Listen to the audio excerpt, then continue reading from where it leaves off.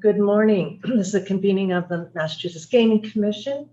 And because we're holding this meeting virtually, we'll do a roll call. Good morning, Commissioner O'Brien. Good morning. I'm here. Good morning, Commissioner Hill. Good morning. I'm here. Good morning, Commissioner Skinner. Morning. And good morning, Commissioner Maynard. Good morning. I'm here. Great. We're going to get started with our minutes. I'll turn to Commissioner Hill. Madam Chair. Yes, I'm all set. Madam Chair, I move that the commission approve the minutes from the December 15, 2022 and December 29, 2022 public meetings that are included in the commissioner's packet, subject to any necessary corrections for typographical errors or other non-material matters. Any Second. edits? Thank you. Thank you. Any edits or corrections? All right. Commissioner O'Brien. Aye. Commissioner Hill. Aye. Commissioner Skinner. Aye. Commissioner Maynard. Aye. I vote yes. All set? All set, Commissioner Hill? We are all set. Good job to the legal counsel. Thank you.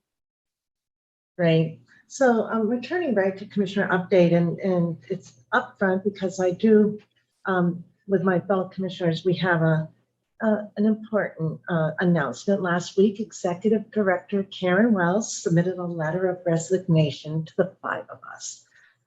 That's a big smile, and I'm hoping it's a smile of pride because of all that she's accomplished in that role. Karen's letter notes that she'll be stepping down from her role next month on July 14th. We wanted to make the announcement today, nearly a month before her departure, to make the public aware and indicate that the process by which the commission will search for a new executive director will be determined by the 5 of us at a future public meeting. We appreciate the notice that Karen has given us. I also appreciate my fellow commissioners' collaboration as we move forward in the process. Today, briefly, I just want to thank Karen for her decade of service to the MGC. You've been an exemplary leader and just an incredibly collaborative colleague. And I know the 5 of us will miss you. And I know for sure your team will miss you. Commissioners are going to be working with you over the next month on a transition, Karen, that you'll be comfortable with and that we'll be comfortable with.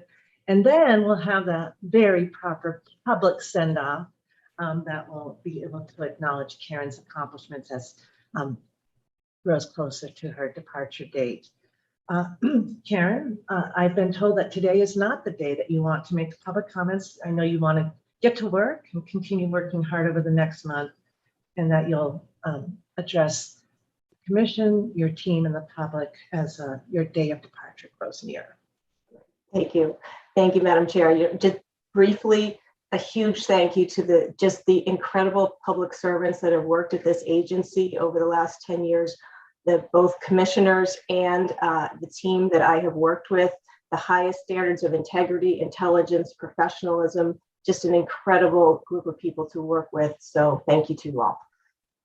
All right. And we'll leave it at that, commissioners, for today. Does that make sense? And then we'll start working on our transition plans. And then we look forward to celebrating Karen, not her departure, but celebrating Karen as we near July 14th. All right. So with that, we'll turn to, I guess, a different kind of good news, Karen, and that has to do with COVID.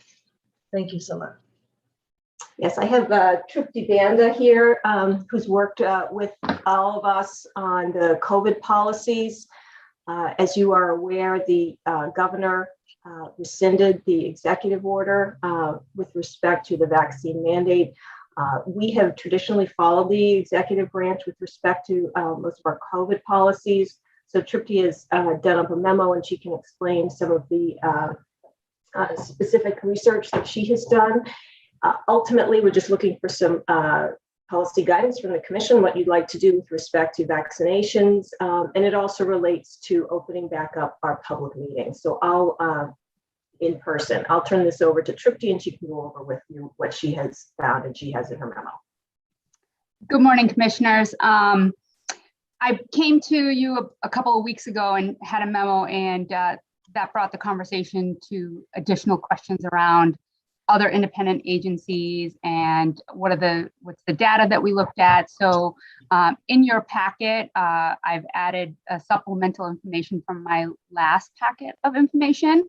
And to address a couple of the questions that were asked at the last meeting, one was rescinding of the executive order 595, and that went into effect May 11th. And a couple of the other independent agencies that we looked into was the comptrollers and Post Commission. We have not heard back from cannabis. The AG's office is also following the executive order. And some of the other information is that in your packet, there is some data, and that's the data that the working group looked at regarding the steps that we made for our agency when we developed our COVID policy. So those numbers are in there. The last range that we have for Suffolk County is 2.71%. Massachusetts is 2.26%. In terms of testing positive. So want to just share with you those numbers. Our casino properties are currently not requiring any proof of vaccination. And since October of 2022, since August of 2021, we've been following the CDC's guidelines in terms of best practices for positive testing, quarantining, and all of those things. And so we've been continuing on with our standard policy, following the CDC guidelines if someone tests positive, and that our policy is included in your packet as well. And hopefully that gives you enough information in terms of what you were looking for from our last discussion, but I'm happy to address any questions that you may have. Questions, commissioners? Thank you for the thorough report, Tripti, very helpful. Any thoughts or questions for Tripti or Karen, commissioners? All right. So your recommendation is? So I'm bringing before you my findings and what the executive order is. I did not put a recommendation in this. That's for as I mentioned, for the commission to decide as we move forward to determine vaccination requirement for the MGC. So I want to provide that information. My personal feeling is that it would be helpful to be consistent because we utilize a lot of state resources, such as our job postings and various other communications that come through the state, which is already stating that we are not requiring a vaccination mandate. And I want to make you aware of that, and hoping that the additional information that was provided in the packet would be helpful to help get us there in terms of consistency with us following the executive order in the past. Madam Chair, Yes, Commissioner Hill. if you're looking for opinions, I think with all the information that's been presented to us, I'm very comfortable that we would align with the governor's rescission of this executive order. And I don't see any reason why we wouldn't rescind the Mass Gaming Commission's COVID-19 policy with the information that we've received today. So that would be my opinion moving forward. Any objections or Commissioner Skinner, I see. No objections. I actually thought Commissioner Hill was going to make a motion. I was ready to second it. All right, well then certainly no objections from Commissioner Skinner or any other thoughts. Okay, do I have a motion? Madam Chair, I would move that the commission align with the governor's rescission of executive order number 595 and rescind the MGC COVID-19 exposure and positivity policy as discussed here today. Second. Any questions, edits, comments? Commissioner O'Brien. Aye. Commissioner Hill, Aye. Commissioner Skinner, Aye. Commissioner Maynard, Aye. and I vote yes. 5-0. Excellent work. That's a good news decision. Thank you. Thank All you. right. Great. Thank you, Chippy. Moving on then to our legislative update. I've got both Commissioner Hill and of course Grace Robinson. Good morning. Good morning.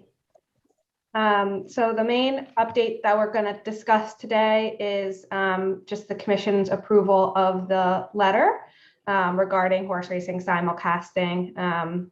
As we've discussed before, there are a couple letters or a couple bills before the legislature right now to extend simulcasting. As we've done in the past, we are just going to be submitting a letter supporting any bill that would extend simulcasting into the future. So you all have had a chance to review that letter. And if you have any edits, I'd be happy to make them. Commissioners, first off, any questions or comments about submitting the letter? It's certainly consistent with past practice, or any comments on the letter itself? Other than excellent work, of course, Commissioner Skinner. Excellent work for sure. And thank you, Grace, for providing the other documentation I had asked for the other day. It really was just for my fellow commissioners' edification, the letter that we submitted last year, as well as the legislation that we filed. I have a suggested edit to the second paragraph of the letter, first sentence, where it says the commission requests the legislature move on any of the pending legislation. I propose we insert the word favorably after the word move.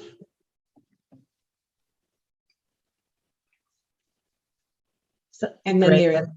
I'm sorry, Madam Feel Chair. free to edit. Yeah, thank you. And then the second line, mutual in parimutuel, it just needs to be corrected to an EL. Yeah. Thank you. Thank you. Any other edits that you might have caught, sentiment-wise, consistent with what we want? This is excellent work, and once it's approved today, you'll send it off. Grace, is that the idea? Yep, send it off right away. All right. Commissioners, do I have a motion?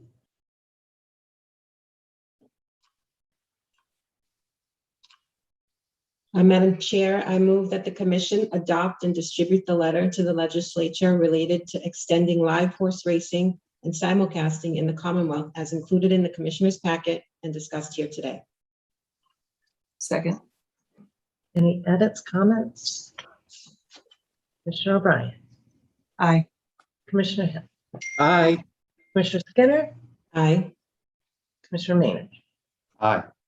And I vote yes, 5-0. All right. So we're moving on to item number 6. And Commissioner O'Brien, you've taken the lead on this. Thank you for that.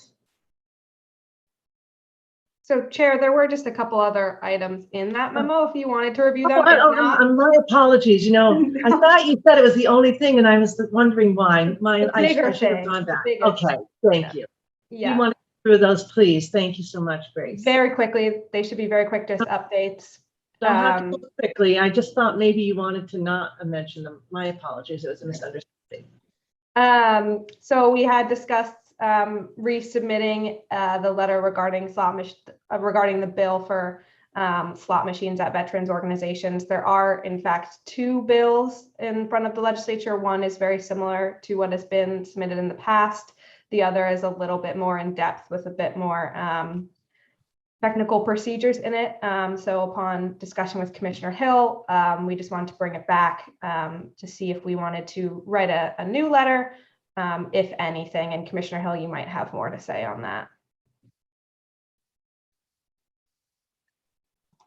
I think at this point, Madam Chair and fellow commissioners, that we would hold off on this particular letter, as I think a lot more discussion is taking place in the legislature, and I'd like to see actually where these bills go.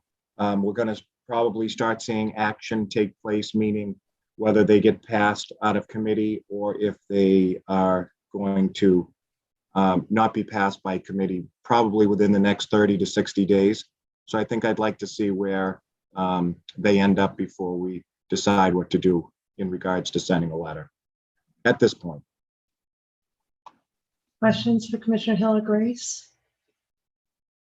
But it is something we're going to watch, because if it does move, there are going to be certainly ramifications for us if it should pass. Commissioner Hill, so this was my question. I understand we could submit a letter, and we've done that in the past, but I also think we could offer our team to meet with any of the staff members that are relating, if it moves, who are working on the bill, because of those ramifications that, you know, that really affect our operations, and, That would be a good idea. you know, maybe even more effective than a letter, and then follow up if a letter is necessary. Okay. Good plan. Thanks. So you can offer that up too. Maybe. All right. And then the last two things on here, just a couple national legislative updates. North Carolina and Vermont are both very close to signing to legalizing sports betting. Both North Carolina and Vermont have sent the bills to their respective governors' desks, and both governors have indicated that they intend to sign. So that should be coming up any day now. So let me give you a quick update. New England is now 5 for 5 when it comes to sports wagering, and North Carolina is also now been signed into law. So there we have it. All of our states. Good update. Thank you. Any questions for Grace or Commissioner Hill?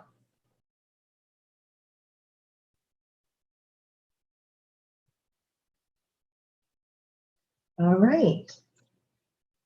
Grace, before I move, is there anything else? No. Nope, that was it. Thank you. And again, my apologies for that. All right, then I'll turn back to Commissioner O'Brien and item number 5, or 6, I'm sorry, on this succession of officers. Yep. So I forwarded to Grace, and I think she's forwarding now, if not already, the draft memo that lays out the basic overview and then the two options that we discussed at the last meeting. This is for distribution only today. Since I was the primary author, it needed to be distributed to you guys for review in this fashion. So I think Grace is sending that out, and then it'll be up for sort of further discussion and vote on the 29th. So we're able to receive it because you're announcing it publicly, is that Correct. Yes. Okay. And then we discuss it as opposed to in real time today. Right. Right. Right? Gives us a chance to absorb. That gives you everyone a chance to look at it first. Okay, and Grace, thank you. I just received it, so I'm assuming others are in a good spot as well. Okay, thanks, Commissioner O'Brien, for that work. If I remember correctly, too, Commissioner Maynard took a quick look for you as well, right? He did. Commissioner Maynard looked at it. I then gave it to legal to make sure nothing in there was, you know, ill-advised or running afoul of anything. So Thank you. we should be good for discussion and vote on the 29th. Okay, excellent. So now we're moving to item number 7, community affairs. Before we get started on the presentation, this is on process. Joe, I did send out, and I'm sorry, Councilor Grossman, if I missed your response this morning. I did, and I say this in advance, I wondered about voting on the recommendations should, as we're going through the memorandum, are we able to move in sort of a single motion on the entire, and then recommendations including any denials or partial fundings, and then accept out? Or must we do each individual? And I only ask that. The draft motions are excellent, but I just wanted to check in on efficiencies. From my perspective, the key, of course, is making sure that the commission's position on each application is clear. And whether that's done, I think we've done it a number of different ways over the years. So it's really a matter of preference. Carrie Teresi updated the motions this morning. So you have Okay. a couple of different options before you. As a matter of law, I don't have a real, opinion as to what the better approach is. Either is fine, as long as we're clear as to whether applications are being granted or denied or in part or in whole. But otherwise, it's just a matter of efficiency. Great. And I'm not sure if everybody saw Carrie's email because I actually scanned all my emails, but I might have missed Carrie. So thank you, Carrie. And first off, thank you for all the work that you do to prepare us on with respect to draft motions. So just a thought as we're going through Commissioners Joe's presentation and Lily and Mary's presentation. Thanks. Chief Delaney. Thank you, Madam Chair and Commissioners. So today, we are hoping is our final day of Community Mitigation Fund applications. Today we'll be looking at the public safety applications, and we will need to revisit the one application on the project of regional significance. We'll do public safety first, but of course, Mary and Lily are with me today, but we also have Zach Mercer is joining us. Zach helped us out a lot on these public safety applications, so he's joining us today as well. Good morning. So I guess I will jump right in. We do have quite a bit of ground to cover today. So the first application that we have is the City of Boston Police Department. So they are asking for some additional funding for their human trafficking unit, some overtime funding, but also including an undercover vehicle, some funding for their youth violence strike force, their drug control unit, and for some additional traffic patrols, primarily in the Charlestown area. So, the review team does agree with respect to the human trafficking piece of it. The review team does agree that they have submitted sufficient evidence to us in that area to constitute an impact of the casino. The human trafficking unit in Boston has worked with the City of Everett Police Department and the state police on several investigations in the area. So we do agree that we should fund the overtime. However, we are not recommending the funding of an additional undercover vehicle. So last year, the City of Boston requested 2 undercover vehicles from the Community Mitigation Fund. And we agreed that funding one of those was our fair share of that effort. So nothing that was submitted with this application indicated to us that there's additional need for this vehicle or that our fair share wasn't just the one vehicle that we provided last year. So we're not recommending that piece of it. With respect to the request for the youth violence strike force and the drug control unit, essentially we had difficulty finding the nexus to the casino on this one. Some anecdotal information was submitted, but the City of Boston hasn't entered into any agreements with the Everett Police Department or hasn't been requested by Everett PD to help out on anything that's been associated with the casino. The city indicated that they want to develop those relationships, and I think should they do that, and some evidence is presented that shows that there is a nexus to the casino, we could perhaps consider that in a future funding round. But as of this year, we did not see that particular nexus to the casino on for the youth violence strike force and the drug control unit. We of course do agree that increases in traffic associated with Encore have a direct impact on Sullivan Square and Rutherford Ave, as about 70% of the casino traffic passes through Sullivan Square. So we are recommending the increased traffic patrols that they have proposed during high traffic weekends, evenings, and things of that nature. That should help improve traffic safety and help control speeds and so on through that area. So we are recommending partial funding of the grant in the amount of $65,000 for the human trafficking unit overtime and for the overtime funding for the additional traffic patrols. So does any questions from the commission on that? Okay, none appearing. The next request is from the Everett Fire Department. They are looking for $53,039 for the purchase of an inspectional vehicle. So the Everett Fire Department needs to do a lot of inspections at various locations. You know, in residential houses, they do, you know, the smoke detector inspections when a house is being sold. But in commercial spaces, you know, when there's welding going on, there are permits that are necessary, and there are various and sundry inspections that they need to do. So these inspections at Encore total about 150 per year, and the Fire Prevention Division performs about 2,000 inspections per year, which does, you know, certainly show an increase. And we do agree that that is an impact of the casino. But the issue that we have here is, in our guidelines, we say that all applications must demonstrate that CMF funds will supplement and not supplant historical operations funding. So in this case, you know, the city of Everett indicated to us that if we purchased this new vehicle, it wasn't that they needed to expand their fleet and add a new inspector or do anything of that nature, but this would simply replace their oldest vehicle in the fleet. And while we certainly agree that you know, that cities and towns should have, you know, should be replacing their vehicles on a regular basis, this kind of you know, this really is supplanting historical funding and not supplementing.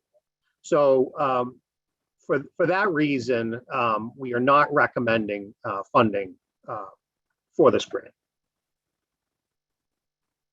Any questions on that one?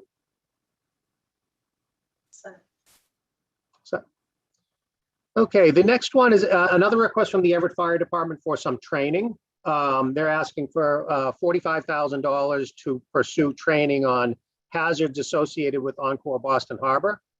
So Encore certainly introduced to the city of Everett some challenges for a fire department that they didn't really have before. With the hotel being a high-rise building, you know, firefighting in high rises is a whole different method than sort of, you know, you would on maybe a house fire or something that's a single story or two-story building.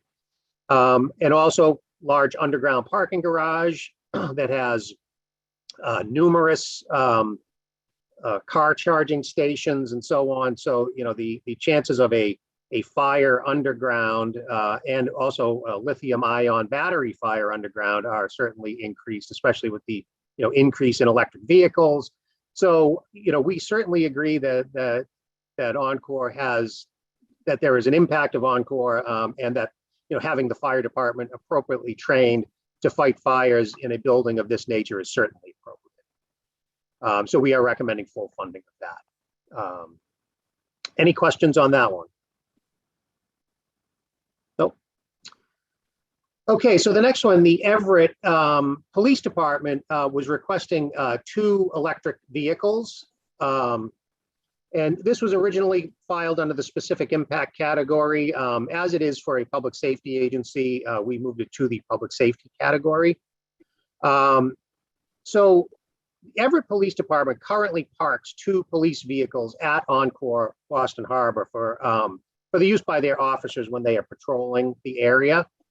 And again, this is similar to the fire department request.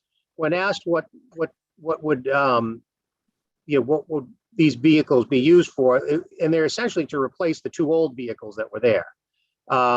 So again, this comes down to that supplementing and not supplanting funding. You know, the city of Everett chose to park those vehicles down there out of a matter of convenience. There wasn't a particular requirement to add vehicles down to the location. It's just convenient for their officers. So again, we're not recommending this because of that issue about you know, supplanting historical operations funding. This is not, you know, sort of adding something new to their program. Questions on that one? Questions, Oh, all Commissioners? set. All set.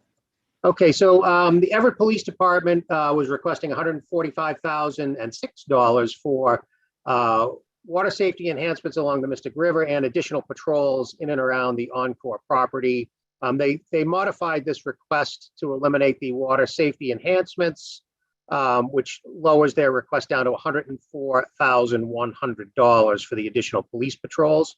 So these police patrols we've been funding for the last few years, and these are for late night patrols on the busy weekends and busy times down at the casino.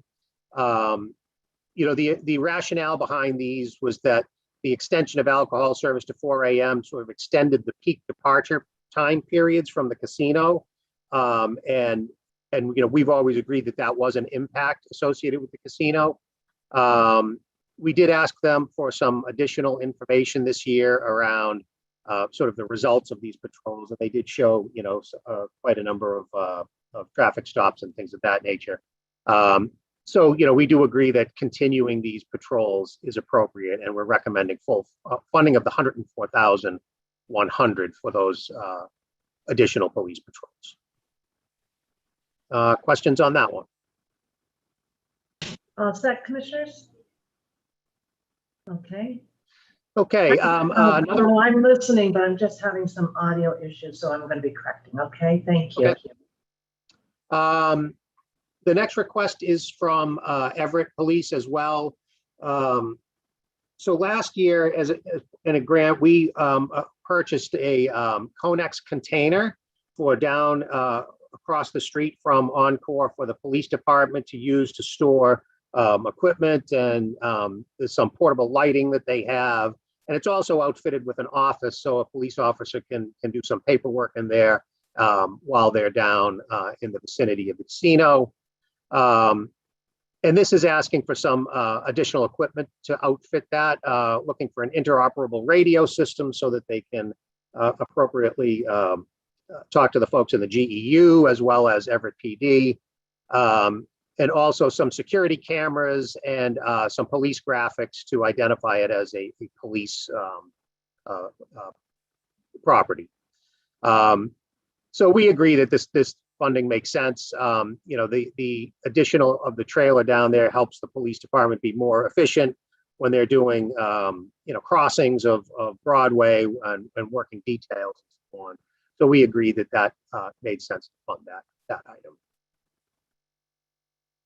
Any questions on that one? Okay, none appearing. The next one is the town of Foxborough Police Department. They were requesting $143,400 for some officer training, for the purchase of a motorcycle and some equipment, a drone and some mapping equipment for their crash unit, crash investigation unit. So starting with the traffic unit requests, we have provided some fairly significant funding to Foxborough in the last couple of years related to traffic related items. And similar to the other ones that you've heard, the motorcycle that they are requesting is to replace an old motorcycle. So we get to that supplementing versus supplanting. But I think more than that is that in looking at this, there really isn't a tremendous amount of traffic that goes up into Foxborough from associated with the casino. In the memo, we did a bit of an analysis, and in the end, what we're seeing is that about 0.6% of the traffic on Route 1 comes from the casino. So not a tremendous amount of traffic. That road handles 31,000 vehicles a day. So it's a very small contribution to that. So we are not recommending funding that portion of the grant that's associated with the overtime for the traffic unit and the motorcycle and the funding of the drone.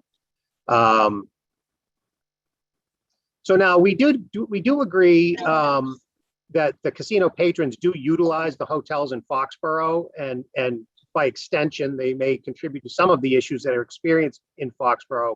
So we are recommending the overtime funding to help continue to the enforcement initiatives that they have at the area hotels. And Foxborough has also identified a number of areas that they would like for continued training. And we agree that we should fund these trainings. The application didn't actually say, they wanted to send, 6 officers to this training and 8 officers to that training. They put kind of a range of types of training, and we agree that all of those types are appropriate, but we are recommending that the town provide staff with a detailed proposal of the final training for our review and approval, just to ensure that the money's being spent appropriately. So we're recommending partial funding of the grant in the amount of $61,400 for the police training costs and for the hotel calls for service.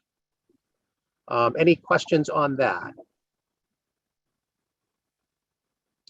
None? Okay. Moving on to the next one is Hamden. They're asking for $15,300 to install a couple of pole-mounted radar units and to do some additional patrols in the area to curb speeding. In our analysis on this one, there was no analysis done as part of the development of MGM that indicated how much traffic was coming into Hamden.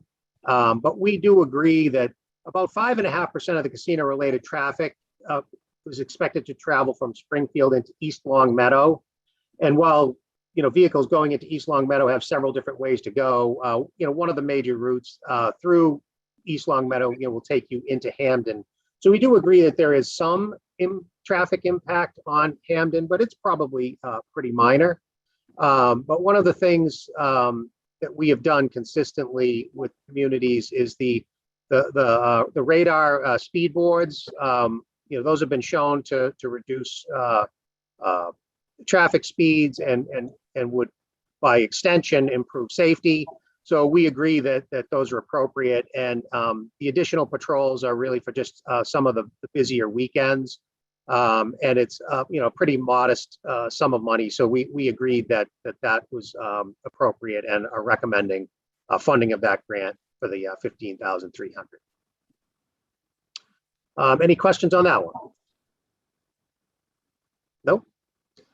Okay, the next one is the town of Longmeadow.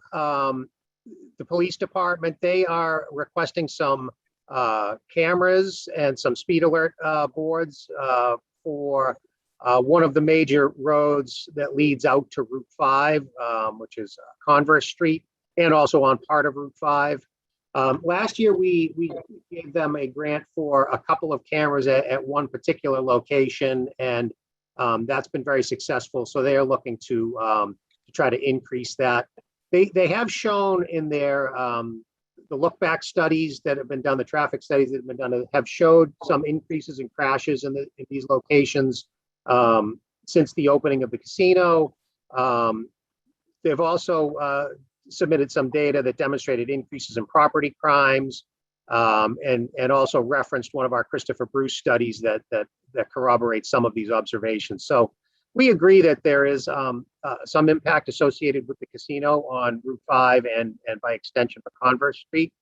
Again, the speed radar message signs are appropriate, and these also give them good data to use that they can monitor traffic in the area, so that will help them respond to any incidences that happen in those locations. So we are recommending full funding of that grant in the amount of $192,400. Questions on that one? Well Nope. said. Okay, the next one is Ludlow. Their police department, they had requested $197,000 for training, a police vehicle, and various equipment for their police department. One of the issues that we had with this application is that, the town did not really identify a direct impact of the casino for this. So that made our job a little difficult to try to justify whether or not to fund these items. So in the end, we are just proposing to fund the training that they had proposed, which is implicit bias training and de-escalation training, which is something that we have consistently done across communities, the host and surrounding communities. And we've done that almost in the absence of, demonstrating a direct impact. It's sort of implied that, that police departments will come into contact with patrons and employees of the casinos in their regular duties. So we've always agreed that the training is appropriate. But and the town has identified a lot of great programs that they have and that they do.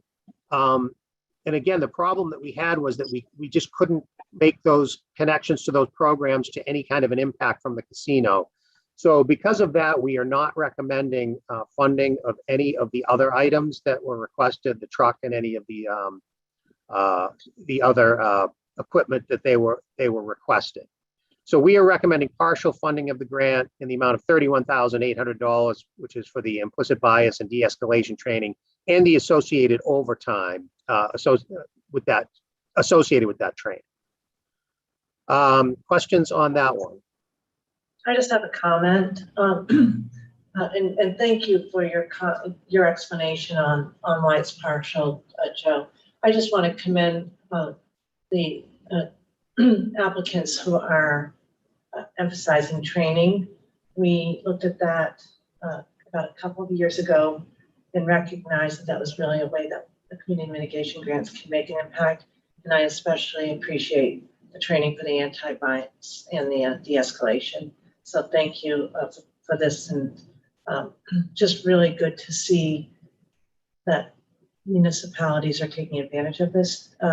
Chief Delaney, and I know a lot has to do with the outreach that you and your division do to encourage the grant application. So thank you. Okay, so on the next one is Malden. Malden was requesting two police electric vehicles and a speed alert board. And you're starting to hear a theme here, but again, we ran into the supplementing versus supplanting of equipment. And again, in this case, when the community was asked, it was essentially, that they'd retire their two oldest vehicles and add two new vehicles onto it, which is not really what the intent of our program is.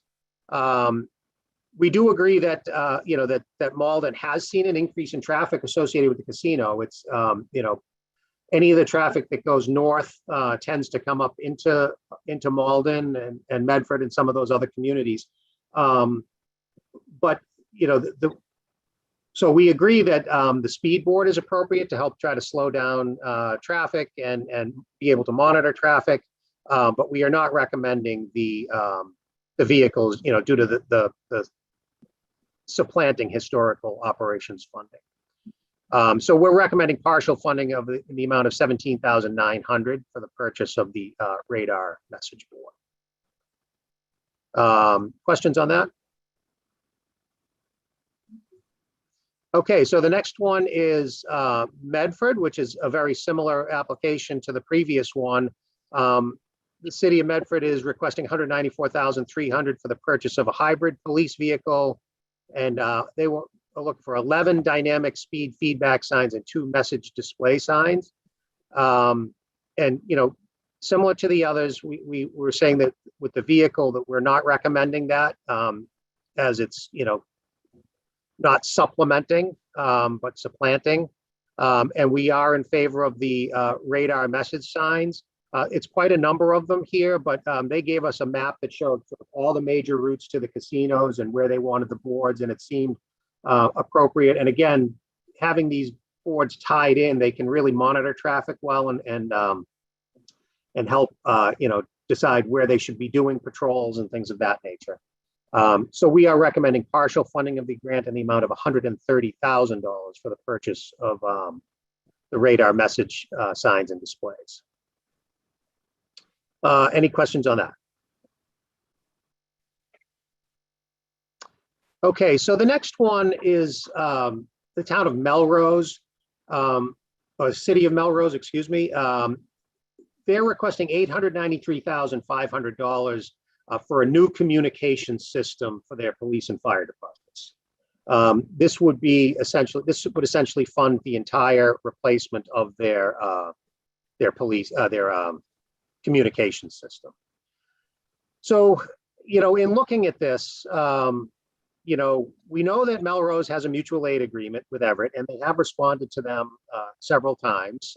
We know that in one of the case, they actually responded to Encore with their K9 unit at the city of Everett's request. But, when we go right down to the basic guidelines, we talk about, the intent of the Community Mitigation Fund is to offset the costs associated with the construction and operation of casinos. And again, this is the supplementing and not supplanting issue. It's the responsibility of the city of Melrose to provide their police and fire departments with appropriate communication systems. They would need to have an appropriate communication system, whether or not Encore Boston Harbor was there. Essentially for that reason, we couldn't justify the replacement of an entire communication system to what amounts to a few mutual aid calls to the city of Everett.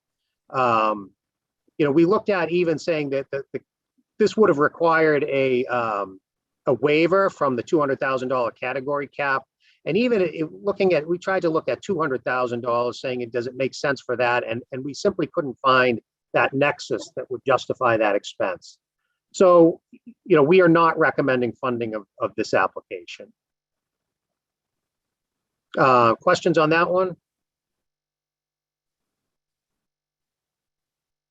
All set. Okay, so the next one is Plainville. Plainville was requesting funding for a community resource officer. This is essentially the same application that they submitted last year that we did not approve. And again, this comes down to trying to make that nexus to the casino.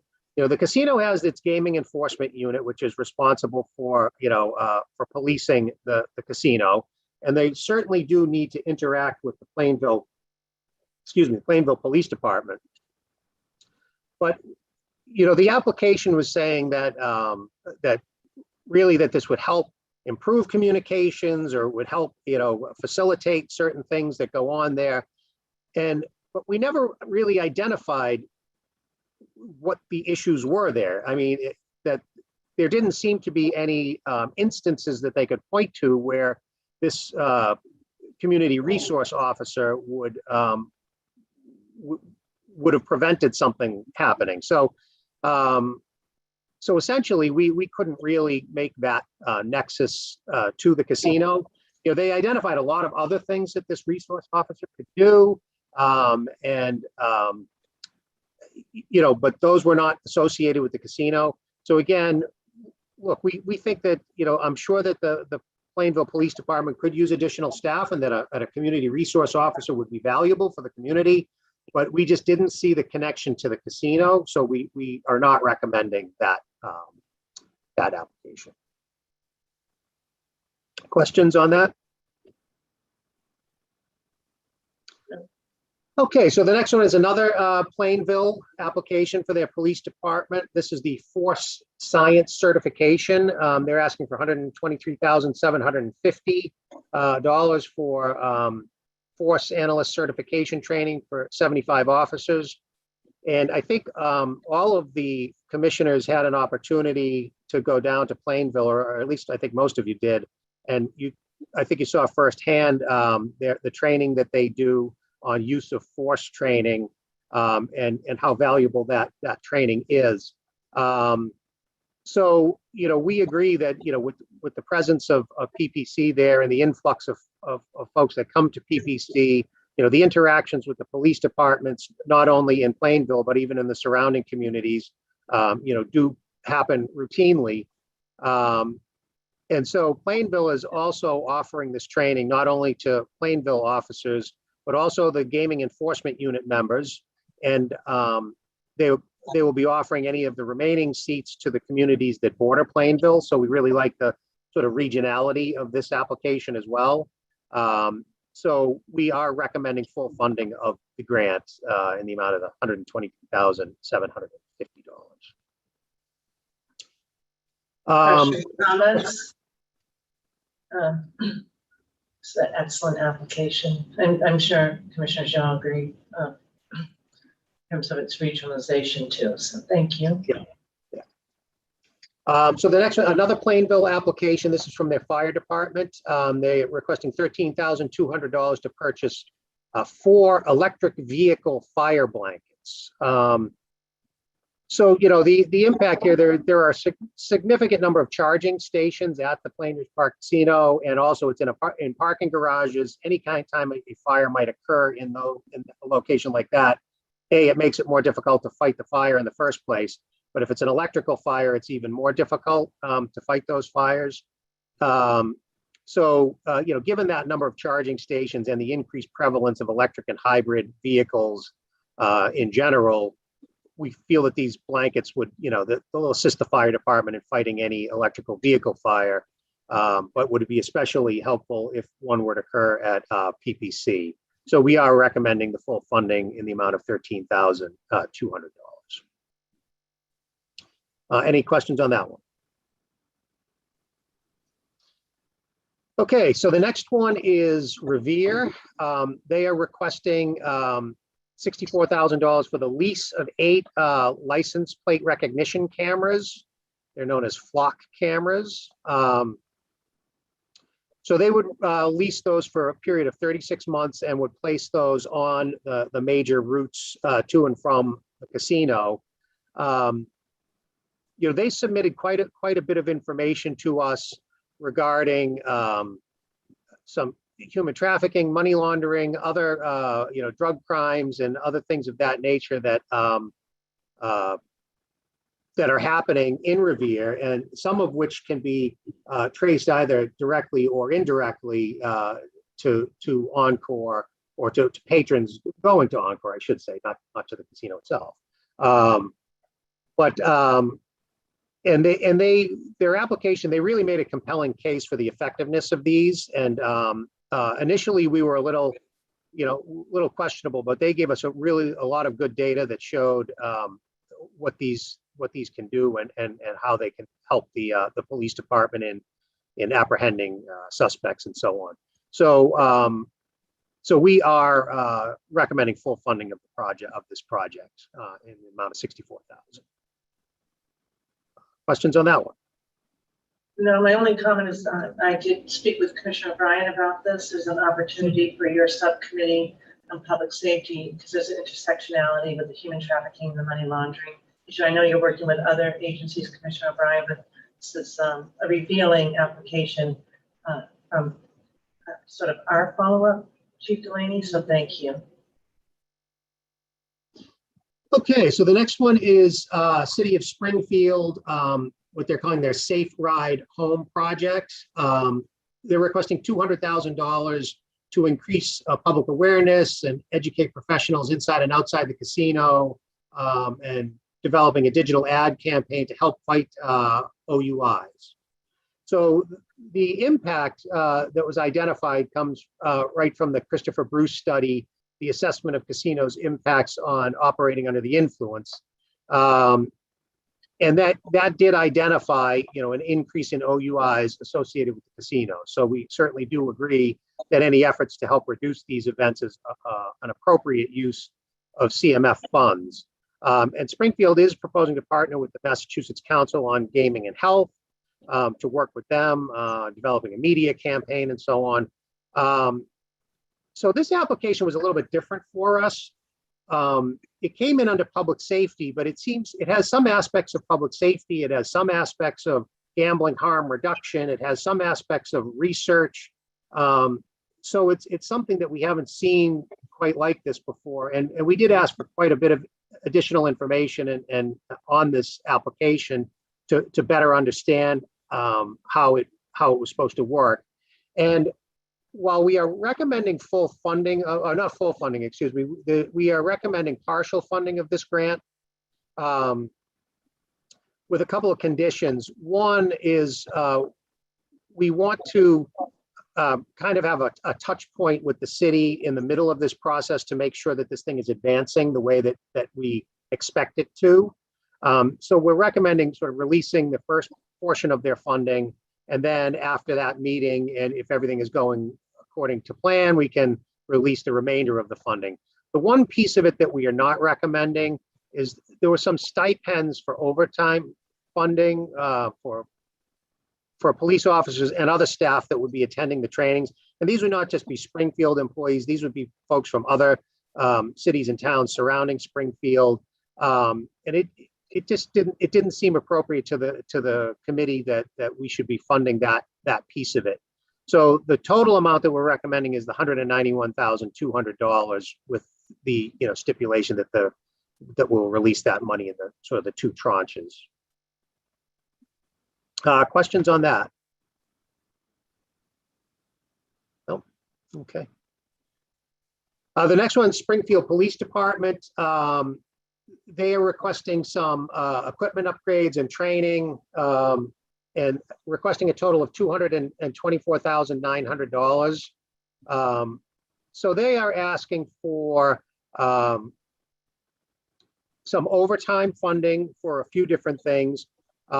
One is for human trafficking, for anti-John deployments. Also some overtime to do some homeless outreach deployments, as well as funding for overtime for traffic deployments associated with the MGM parking garage.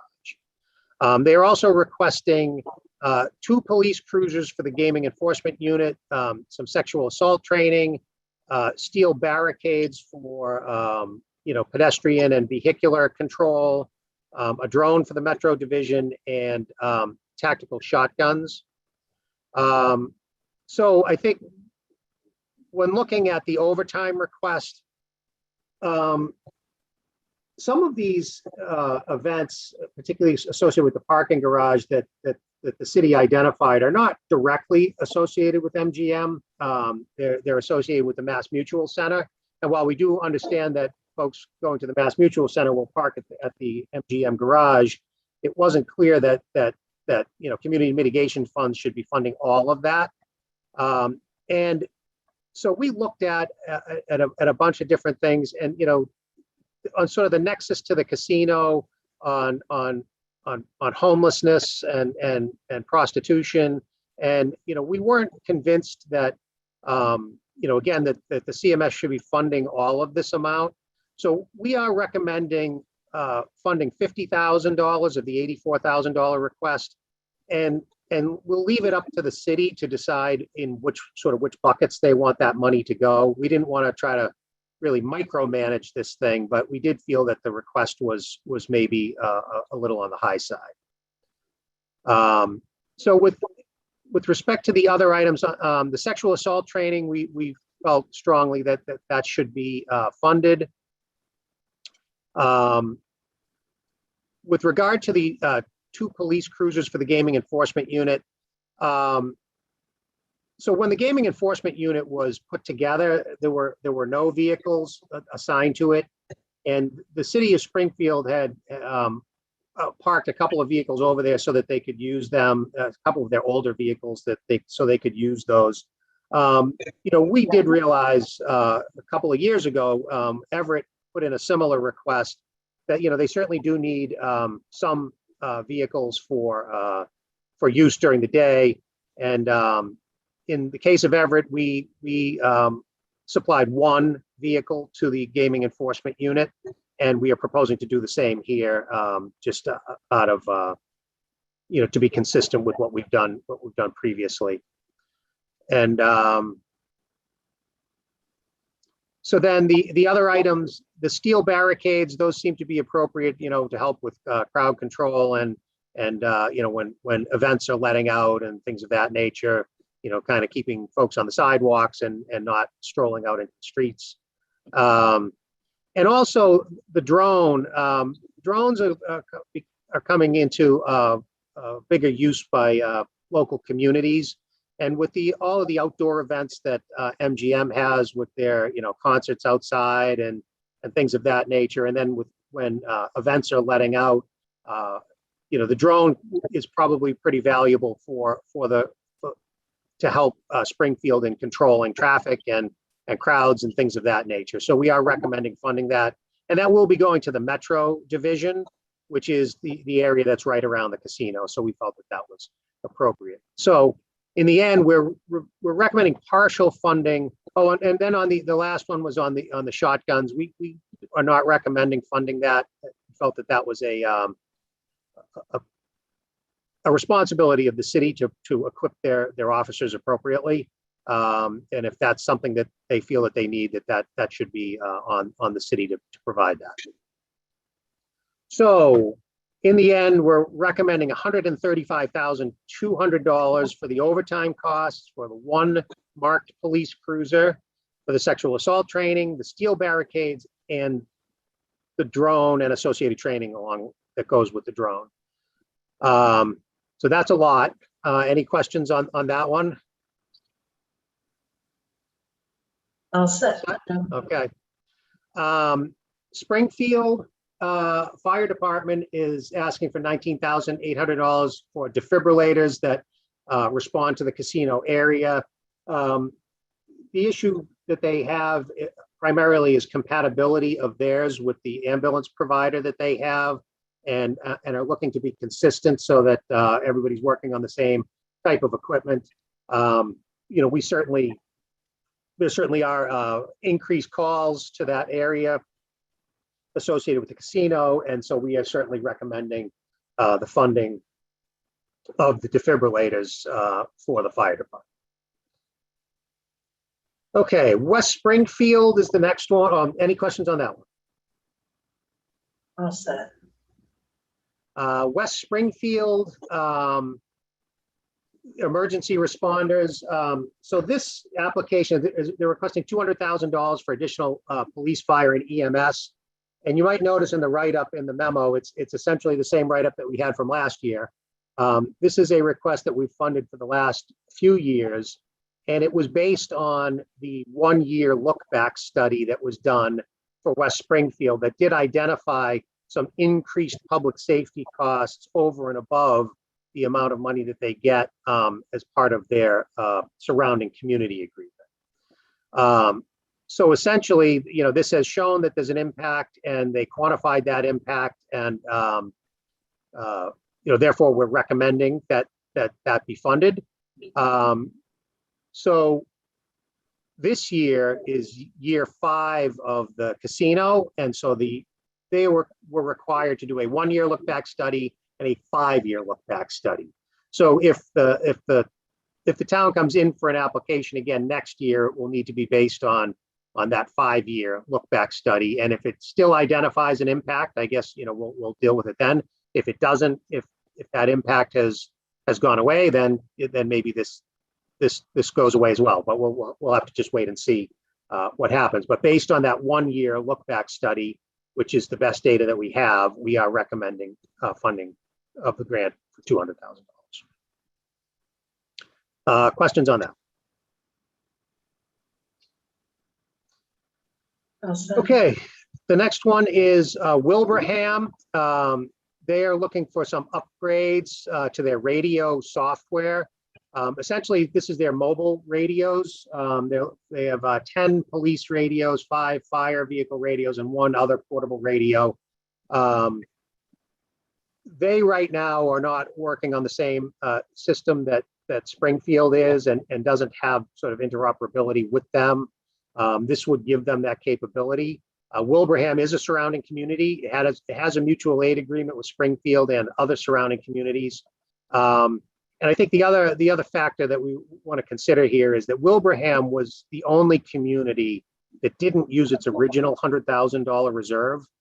And this project certainly would have been eligible under that $100,000 reserve. But with them being a surrounding community and having a mutual aid agreements, this seems perfectly appropriate. So we're recommending full funding in the amount of $42,800. Questions on that? Okay, and so our last public safety application So Rentham is requesting $156,700 for a pickup truck, a motorcycle, and 2 radar message signs on traffic concerns. And so we're recommending, again, like we have for many of these other communities, the radar message signs. But I think this is very similar to the Foxborough analysis that we did earlier, that there really is not a whole lot of traffic that's going up into Rentham, even though Rentham directly abuts Plainville. The traffic that would go up to Rentham would be going up Route 1. And again, we estimated that there's about 0.6% of the traffic on Route 1 is associated with the casino. So we are not. We asked them for additional documentation on the casino related impact, but we did not get a response back from the town. So absent that, we can't really, and based on our analysis, there really isn't much of an impact. And absent any additional information from the town, we really can't recommend, the pickup truck and the motorcycle for that work. But again, the speed boards, we do know that those will help. And we do realize that there is some traffic that goes up into Rentham. It's just it's a modest impact, and we felt that the review team felt that the speed alert signs were sort of appropriate for some traffic mitigation, and that so we're recommending $44,900 for the purchase of those. And that concludes the public safety portion of this. And Chair, I don't know if you want to do motions on the public safety first, and then we'll go back and talk about Springfield, or if you want to do that first, I'll leave that up to you. I think it makes sense to move on the items you just presented. If the commissioners have questions, they can ask them now, and then we'll turn to Springfield. Okay. Commissioners, questions? I know that we have the benefit of very, very fulsome 2x2s and good work of Joe Delaney and his team. Thank you to both Lily Wallace and Mary Thurmond.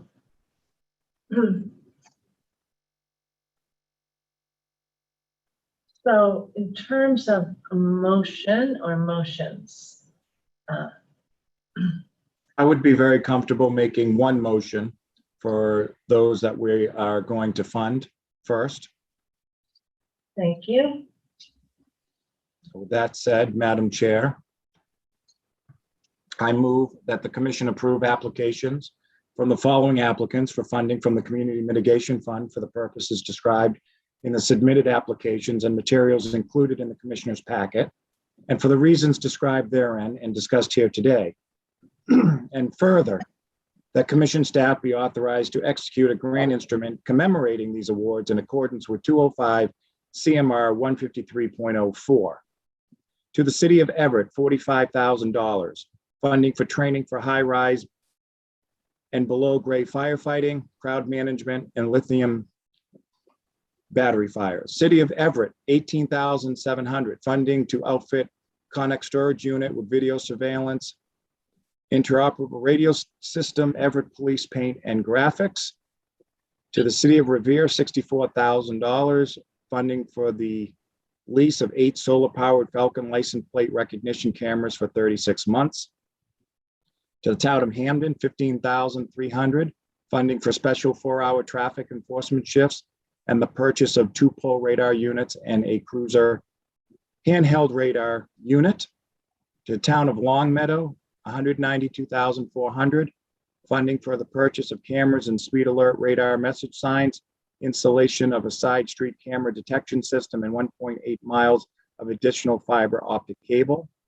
To the City of Springfield, $19,800, funding to purchase 7 defibrillator units. City of West Springfield, $200,000, additional funding for police, fire, and EMS. The Town of Wilbraham, $42,800, funding to purchase 10 police vehicle radios and 5 fire vehicle radios and to upgrade 1 police portable radio. To the Town of Plainville, $123,750, funding for force science certification for law enforcement. And to the town of Plainville, excuse me, $13,200, funding for purchase of 4 electric vehicle fire blankets. So I'll second, but I do have one friendly amendment. Going back to the opening, if we could say grant instruments plural rather than a grant instrument, because I think they're going to be individualized to the municipalities. I would accept that friendly amendment. Any other comments? So we have a second with that amendment. Commissioner O'Brien, Aye. Commissioner Hill, Aye. Commissioner Skinner, Aye. Commissioner Maynard. Aye. I vote yes, 5-0. Commissioner Hill, first off, I want to thank you for your work that you've done as part of the committee, Commissioner Hill. You want to move further? I think I would keel over if I did. So if somebody else would like to take over the next one. I was Please waiting feel to see if free. you were going to try. I was going to No, be very you don't wanna- impressed. You I don't just want to wanted listen give to you the that. opportunity. Commissioner Skinner, were you turning off your your audio?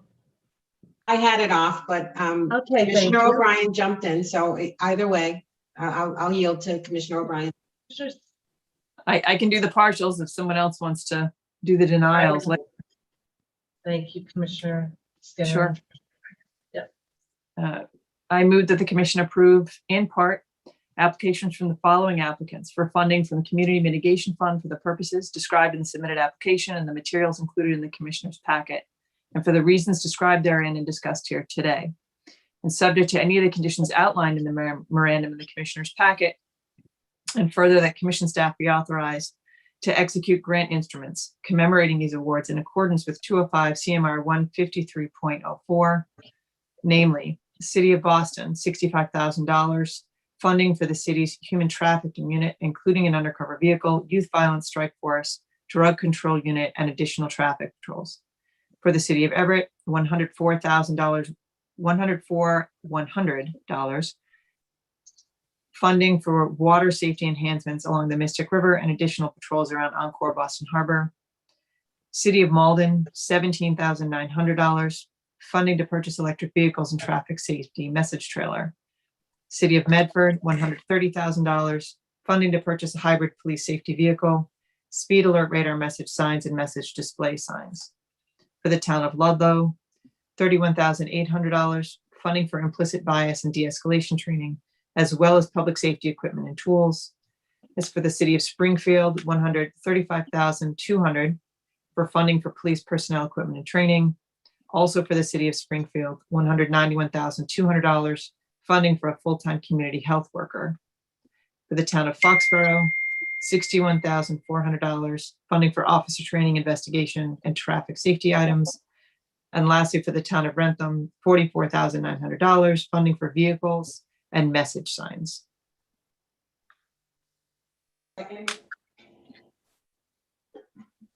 Any comments? Okay, thank you, Commissioner Skinner. Commissioner O'Brien, Aye. Commissioner Hill, Aye. Commissioner Skinner, Aye. Commissioner Maynard, Aye. and I vote yes, 5-0. Thank you. And Commissioner Skinner. If you are prepared, no, okay. Do I?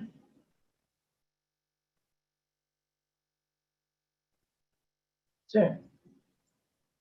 I'm prepared. I'll try. And if you need assistance, somebody will jump in. Okay. Thanks, I Commissioner. move that the commission deny the applications from the following applicants for funding from the Community Mitigation Fund for the reasons described in the memorandum in the commissioner's packet and discussed here today. The City of Everett, funding for purchase of inspectional vehicle. The City of Everett, funding for purchase of electric vehicles. The City of Melrose, funding for new communication system. The Town of Plainville, funding for community resource officers. Second. Second. Great. Thank you, Commissioner O'Brien. Thanks, Commissioner Maynard. All right, any edits needed here? All right, Commissioner O'Brien, Aye. Commissioner Hill, Aye. Commissioner Skinner, Aye. Commissioner Maynard. Aye. I vote yes, 5-0. Excellent work. Thank you, Joe, Lily, and Mary. Now we do have an outstanding item. Joe? I guess, how do you want to proceed with this one? I mean, this is for the project of regional significance for the proposed parking garage in Springfield. The review team did not recommend funding for the project, and primarily because the review team didn't consider it to be regionally significant, and as well as the fact that we were only going to be recommending one project of regional significance, and we felt that the other project that Pioneer Valley was doing was a better project than this one. So we were not recommending funding for the project. But we didn't move on it before because I know I raised a counter argument that I did see it as perhaps certainly regionally important. And I think I asked about whether there was consideration that there could only be one award. And I think that might, I don't want to put words in the committee's mouth, but that perhaps if there was a comparison, perhaps one was had a greater impact regionally than the other. And so if we only did one, your recommendation was the other. But I do understand that from my follow-up conversation, again, thank you to you and your team, that we could have a waiver that would allow us to fund both. I do feel that the proposal from Springfield it follows up with earlier community mitigation funding, and perhaps you can elaborate on that, Joe. So it's a continuation of the work that we've been supporting to continue the revitalization of that area.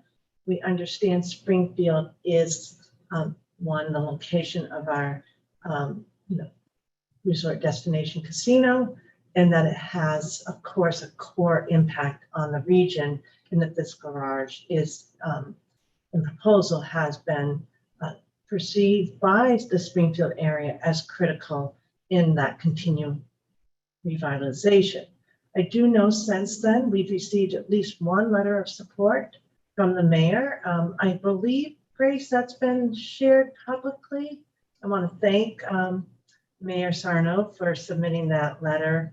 I believe it was just distributed in hard copy most recently to all of us, but certainly earlier it went to all of us electronically. Mayor, Commissioner Maynard, I think you might have received at least one comment since then from another invested constituent. I don't know if we've received other comments, but what I do know is that folks are listening to your community mitigation program, and that I appreciate very, very much, because they did weigh in based on our earlier discussion. That's kind of my quick recap of what I'm remembering. Commissioners can chime in, because I know that there was a discussion among us all. Commissioner Maynard?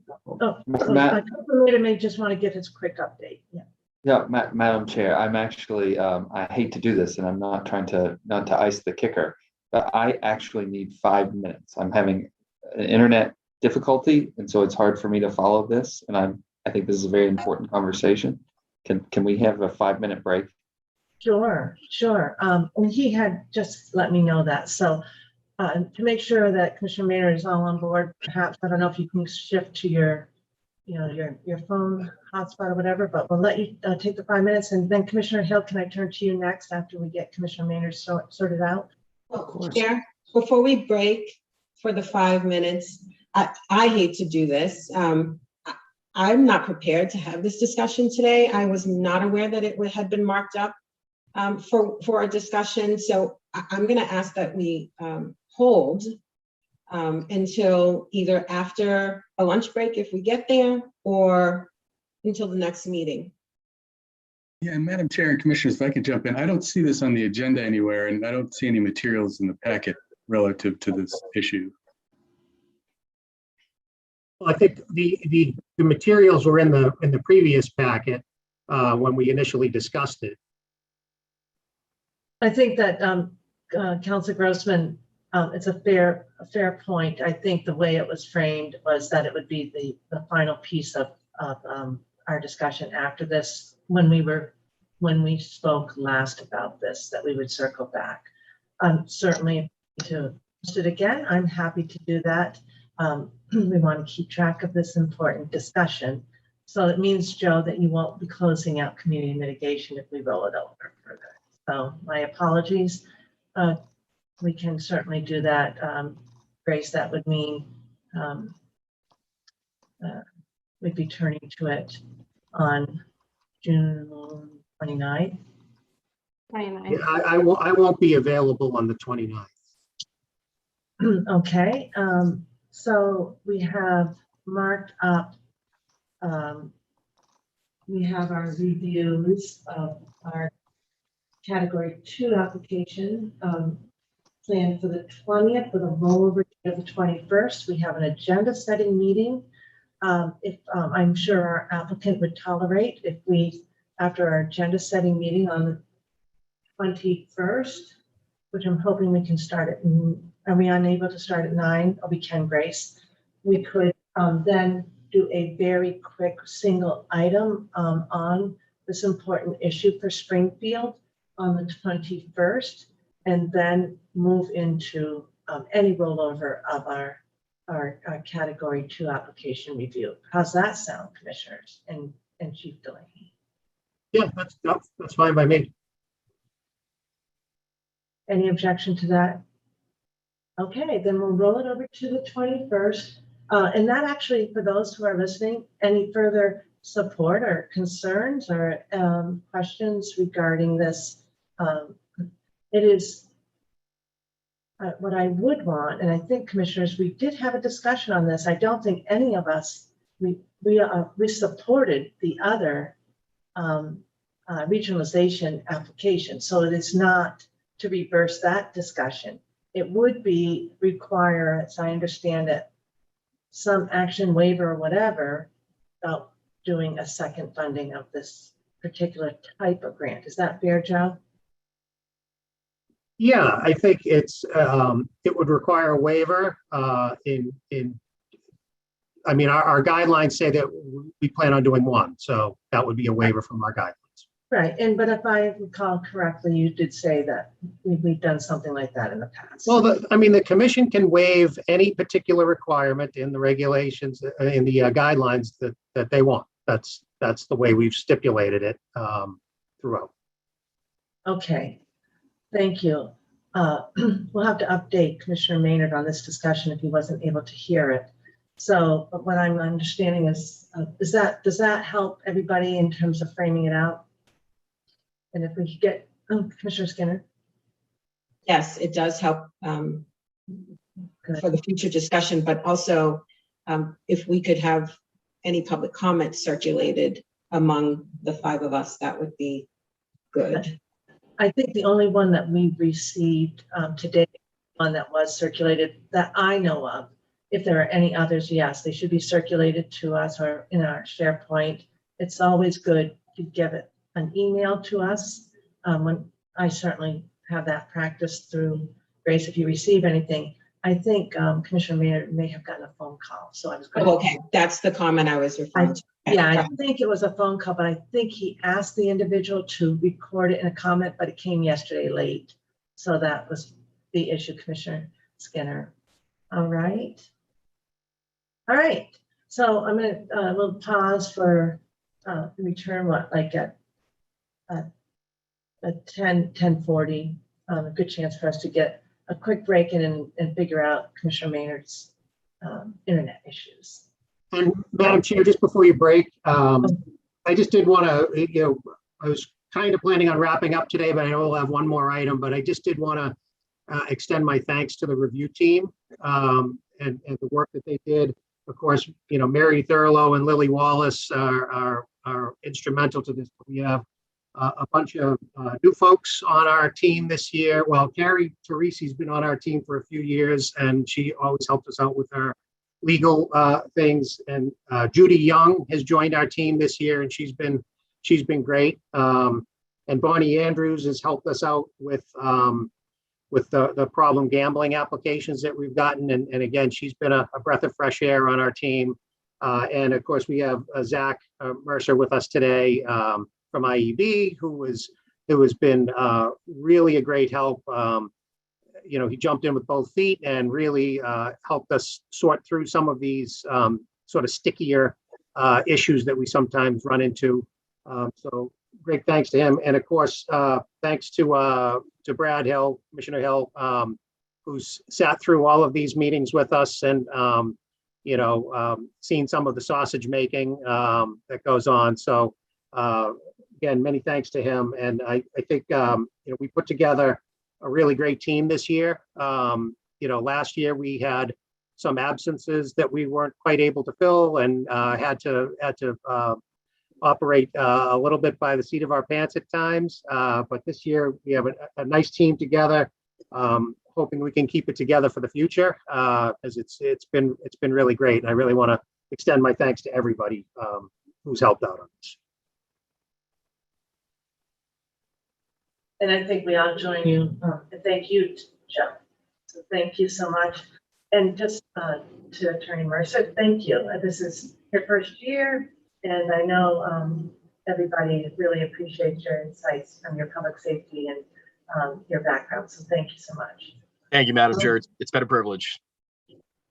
That's excellent. I know that people really, it's additional work, but Joe, you've explained that it's different work, and it's a great way to really understand the cross-departmental implications here. So thank you. Absolutely. Thank you again.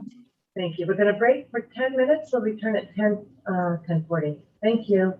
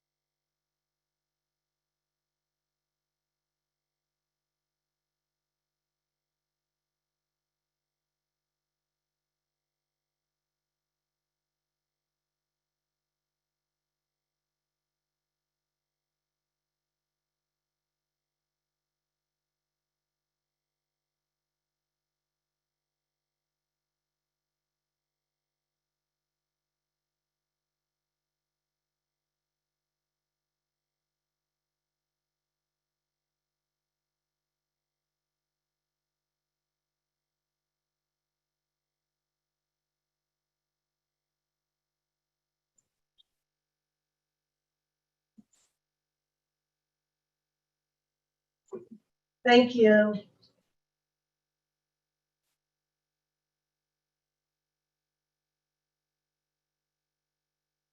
Okay. Part of it covered. I just want to give Commissioner Maynard a chance because his internet isn't working perfectly, so at times he may video off. But we didn't give you the chance to answer earlier because you were having trouble, so I just thought I would let you weigh in now. Do we need to take roll before I do that? Oh, thank you. Yeah, Commissioner O'Brien, I'm here. Commissioner Hill, Here. Commissioner Skinner, I'm here. Commissioner Maynard. I'm here. Yeah, thank you, and thanks for that reminder, Commissioner Maynard. So as the chair was speaking about, I got a call from a former colleague and a resident of Springfield who did express support for the project we were talking about earlier. I know that we are marking up any discussion for that, but I know this came up and I wanted to clarify. I have asked that resident if he's comfortable to produce that in writing and to all the commissioners. But I did get a call and that's all it was. It was a phone call saying, saw this was up and wanted to let you know that I support it. So. Thanks. And so there's time now that can be reduced to writing. That would be great. And any others. And of course, they'll all be distributed to all commissioners in advance. Okay. So thank you, Commissioner Maynard, and sorry about your internet challenges. We'll go on now to item number 8. And I'll turn to Director Band, but it is quite nice also to see Crystal Osherman, the sports wagering business manager, who will be joining today. So thank you. Yes, Madam Chair, Commissioners. We have before you today requests for temporary waivers of certain provisions of 205 CMR 247 and 248. And our business manager, Crystal Beecham, will take her away. Good morning. Good morning. So as Director Band said, I'm presenting several temporary waiver requests from the sports wagering regulations 205 CMR 247 and 248. These were approved during the June 1st public meeting and then went into effect by emergency. The minute details are actually outlined in the memo. Apologize if there's traffic noise. And the waiver requests were included in your packet, but I'll offer a brief overview if that's how you want to proceed, Chair. Sure. So we are looking at waiver requests for 5 specific regulations at this time. The first 2 are related to 205 CMR 24709, which are promotional offers. In particular, 24709-4, we received several waiver requests. And after review and discussions, our team is recommending an industry-wide uniform waiver from the requirements through August 1st, 2023. We feel that that would ensure fairness across the industry and the Commonwealth to both operators and patrons. In addition, under 24709-3, DraftKings requested a waiver through August 31st of 2023 to allow for technological development, testing, and deployment related to the regulation, which we would also recommend the Commission approves. And then the 2 final regulations we're presenting waiver requests for are 205 CMR 24803H, which is account registration, and 24804 age and identity verification. And upon review of those requests, our team is recommending an industry-wide, a blanket or uniform waiver from the requirements through the effective date of the regulation, which the legal team has identified as September 1st, 2020. So are there any questions or specifics? I can go further, but that's the brief.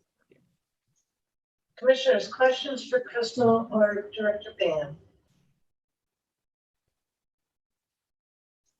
I have a comment more so. Oh, Go right ahead, Commissioner. yeah, it's really a comment. I'm comfortable with accepting the recommendation from the Sports Wagering Division to extend a blanket waiver to all licensees. But at some point, I'd like to revisit that because we have a couple of operators who have indicated the need for a longer waiver for various reasons. So for instance, on the age and identity verification, I believe,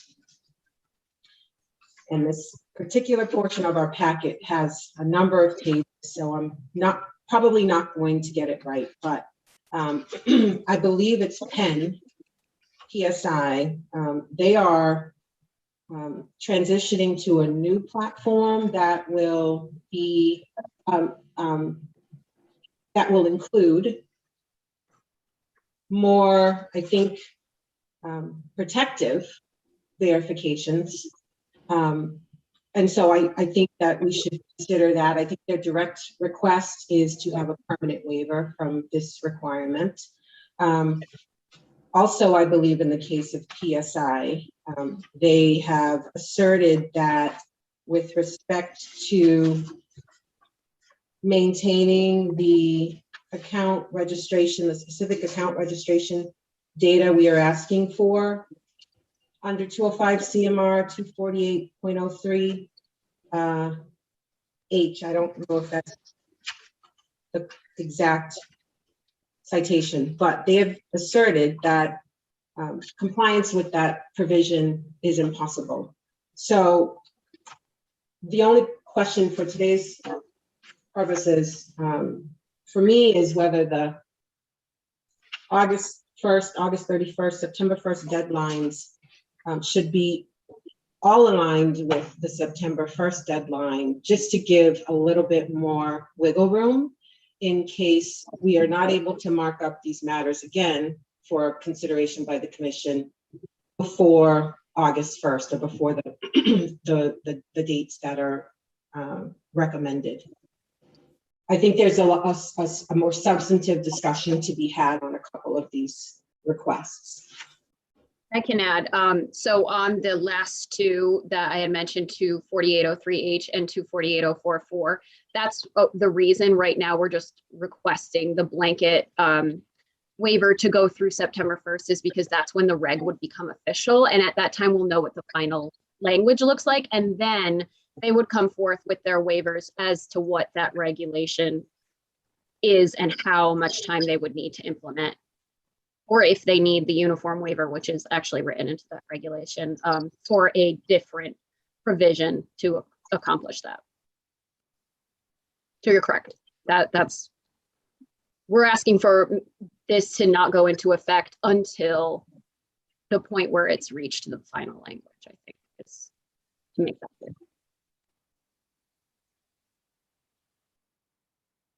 Although, and I think, were you mentioning the August 1st one, the 24709? That one, I think while you're seeing some dates that are extended well beyond the August 1st date, that's because we asked specifically when their terms and conditions had their current promotions running through. And some of them were very long, but that doesn't mean they can't end them. It's just how they have them written currently on their platforms and in their promotions. So we were trying to choose a date that would be more of a cutoff date in which they have to get the bonuses out and everything finalized, so that the uniformity is that the entire industry shuts off those types of promotional referral program at the same time, as opposed to all of them having different dates. And nobody would get a competitive advantage if they all cut off at the same time. So that's the only one that is a bit different. That's why it has that date of August 1st, even though the regulation is already in motion. So can I ask you why the DraftKings August 31st? That's specific to their platform and the way it's set up. The others don't have a platform that's tied into daily fantasy that way. So they need to run a technical, an entire new change to their technology in order to separate the promotional offerings. So they need the extra time where other operators did not indicate they would need that. And so even FanDuel that operates both doesn't need the extra time. They don't have the same setup in their system. But yes, we did talk to them. Mm-hmm. That was a flag to me.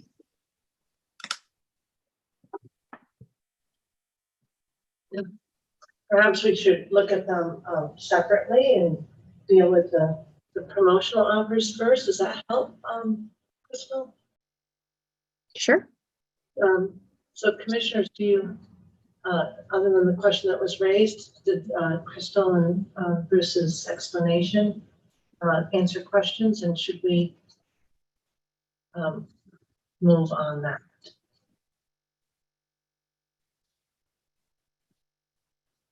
Commissioner Hill, are you leaning in?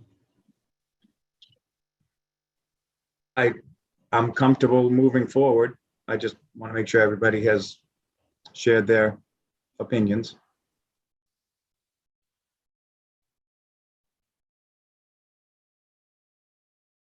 Okay. So with respect to promotional offers and the sports wagering division's recommendation, will we move forward on that recommendation?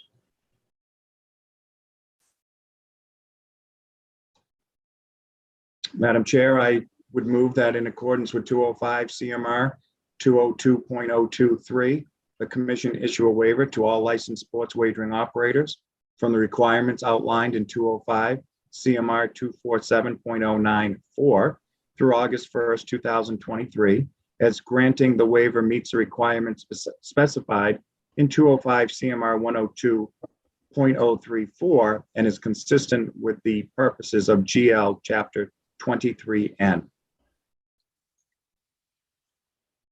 Second. Thank you. Any questions or edits to that motion? Okay, Commissioner O'Brien. Aye. Commissioner Hill, Aye. Commissioner Skinner. Aye. Commissioner Maynard. Aye. And I say yes, I vote yes, so 5-0. Thank you. Moving on to your next recommendation with respect to, this one scrolling down, so bear with me.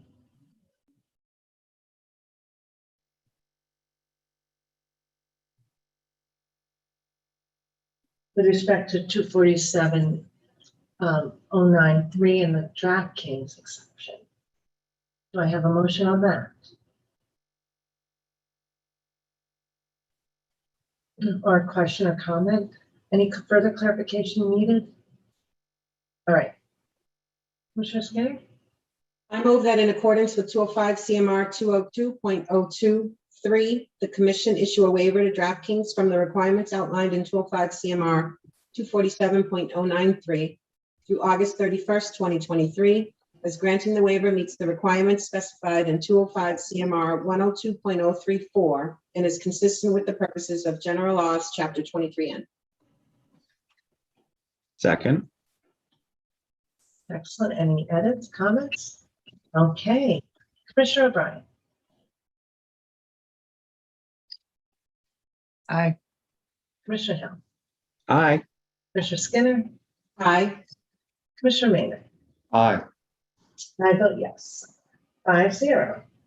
So now in terms of the account registration, this is with respect to 248.033H. And Manager Boschman, you will correct me if I need to give further guidance, but your recommendation is set forth in the memorandum. Do I have a motion? Just a clarifying question. I'm happy to make the motion relative to the September 1st date with the understanding that the sports wagering division will bring the matter back in advance of that, should there be any continued issues, which I expect that there will be, relative to compliance with these provisions. Absolutely. We anticipate we'll be bringing forth final waivers. Yep. Thank you. I move that in accordance with 205 CMR 202.023, the commission issue a waiver to all licensed sports wagering operators from the requirements outlined in 205 CMR 248.033H, through September 1, 2023, as granting the waiver meets the requirements specified in 205 CMR 102.034. It is consistent with the purposes of General Laws, Chapter 23N.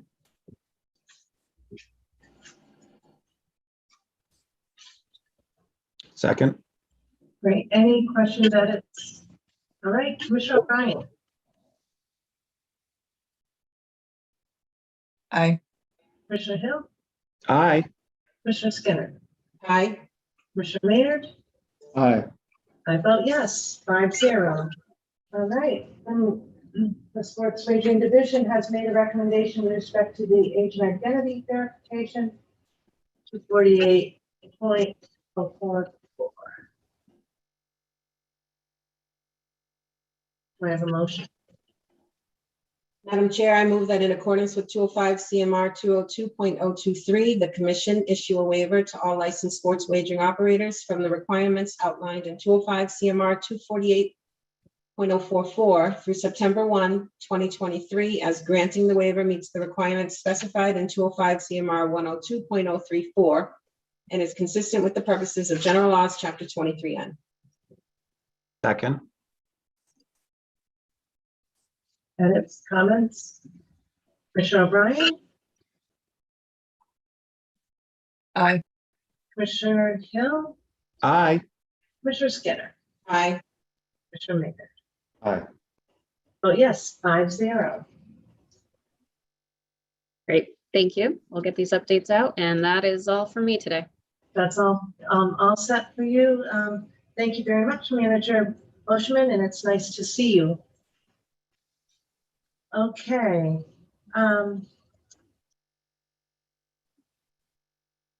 Director Band, you're all set then.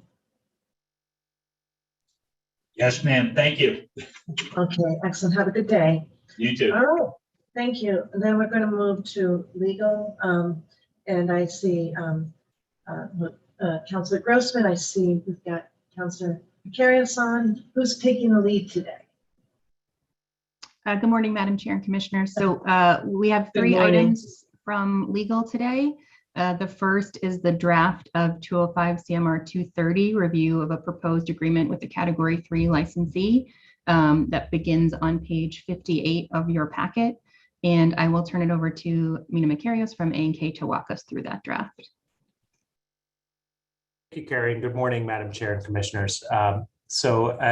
The regulation in front of you, this is a new regulation. I believe, Carrie, correct me if I'm wrong, we're recommending this go in the normal course, not as an emergency regulation, is 205 CMR 230. And this has to do with the review of agreements related to mobile or digital sports wagering generally.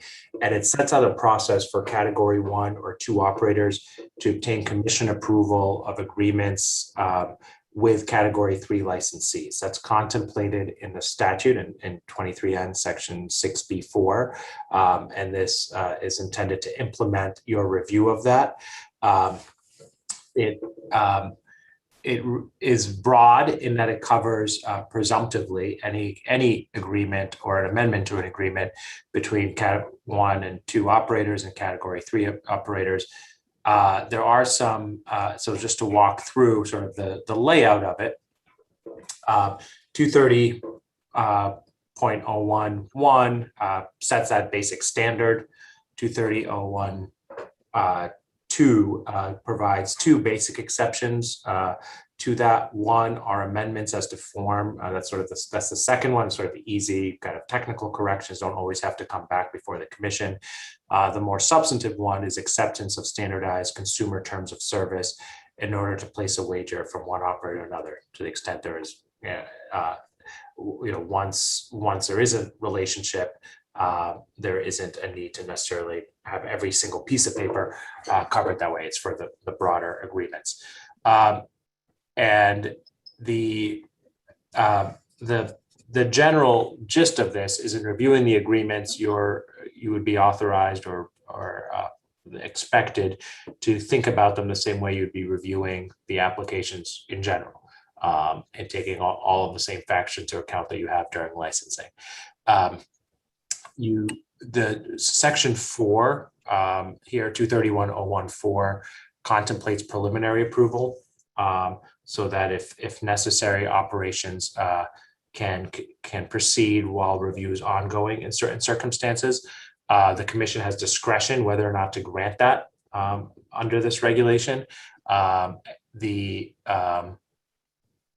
There's sort of an initial standard that is akin to a likelihood of success on the merits for the lawyers in the room, that this idea that the commission wouldn't grant a preliminary approval if it's clear that final approval is unlikely, right? So it's a little different than the temporary license standard where it's not all the information is there. This is more of there has to be a showing up front.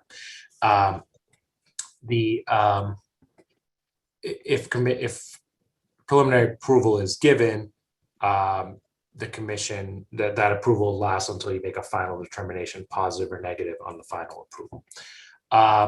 The rest of the reg that shows up on page 59, it contemplates that the commission will make these decisions at open meetings for the final approval or rejection. Of course, to the extent that there is an issue that requires entry into executive session as you contemplate a particular issue, that wouldn't be precluded, but the final approval would happen in an open meeting of the commission. And the basis for rejecting an agreement are, again, as I mentioned at the outset, very broad. One is the very broad standard that appears in the statute regarding if it would be considered disadvantageous to the interests of the Commonwealth. For instance, the two sort of enumerated examples of that, and they're not exclusive, and we made it clear it's not exclusive, would be if there's a violation of any applicable law or any applicable consideration, keeping in mind that these include category 1 entities. It's not just a violation of 23N, but if it would cause a violation or concerns under the consumer protection or safety, responsible gaming, any other really consideration that might affect a Cat 1 operator's 23K operations as well, not just their 23N operations. The second is a more technical one, that if it would cause, if the nature of the agreement would essentially allow for any party to have a financial interest in more sports wagering licenses than they're permitted to under 23N. So these agreements can't be used to kind of monopolize licenses in ways not otherwise permitted by the statute. B is in a way a subset of the whole. The commission may decide we're getting too close to that anyway, and that's disadvantageous to the interests of the Commonwealth, but we want to state it because it's one of the more obvious examples of where that might happen. So that's the general gist of it. Again, this is very broad. It's intended to be broad. This is not, because it's not an immediate need, we don't see this as needing to be done by emergency, but do think it makes sense to start having this in place as the industry starts approaching its almost full year since the legislature passed it, and so as the industry continues to mature in Massachusetts. Questions or comments for Nicholas? Amina, do you mind just the process between preliminary and the permanent? There's going to be reliance on the part of the operator, right? I know no one loves to have time frames. Yeah.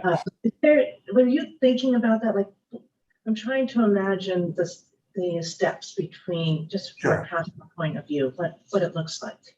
Yeah, and I know, Madam Chair, this is not what you meant, but just to be upfront about it, of course, there's no legal reliance. Right.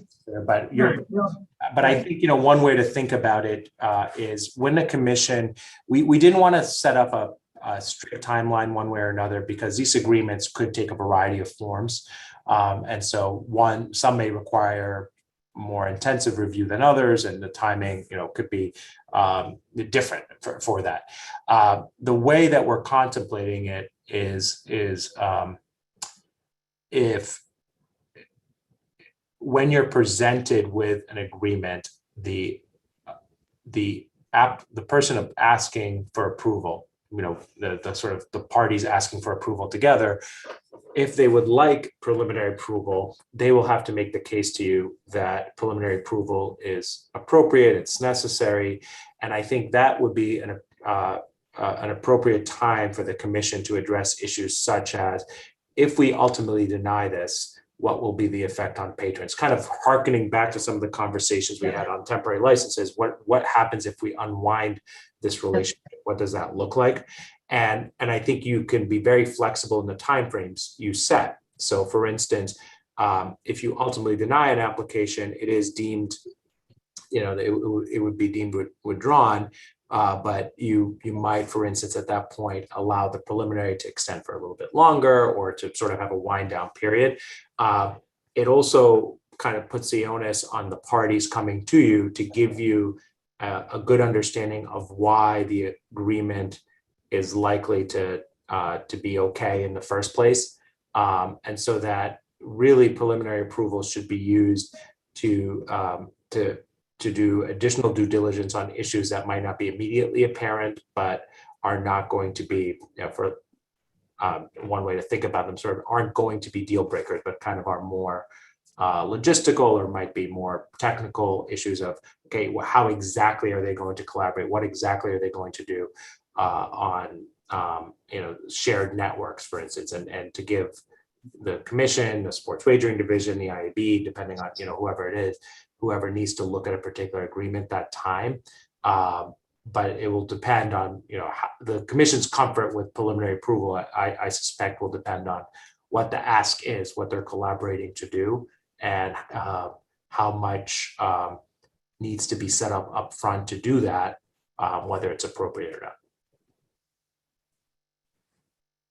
That's really helpful. Thank you, Commissioner Skinner. Mina, is the expectation that the operators, or the Category 1 and Category 3 tethered operators, will come before the commission for preliminary approval for any existing agreements, or is it the case that because the commission issued the preliminary license, then those agreements were approved by implication? That's a good question. I think and Todd or Carrie or Caitlin, if you know more about sort of the expectation here, please weigh in. Those would, certainly going forward, would be covered by this, to the extent that the approval was already issued with an understanding that that relationship is part of the license. I don't think a separate approval is necessary, keeping in mind that the considerations and factors you'd be thinking about are essentially the same as what you went through during the licensing. So I think the short answer, Commissioner Skinner's, is no for the existing ones, but substantive modifications, beyond a technical amendment would, and any new relationship like that in the future might be necessary. To the extent there's still availability, for instance, for tethering, if someone hasn't used, both their tethers.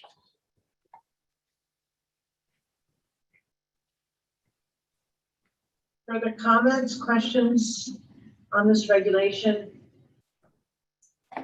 Standard non-emergency is recommended here.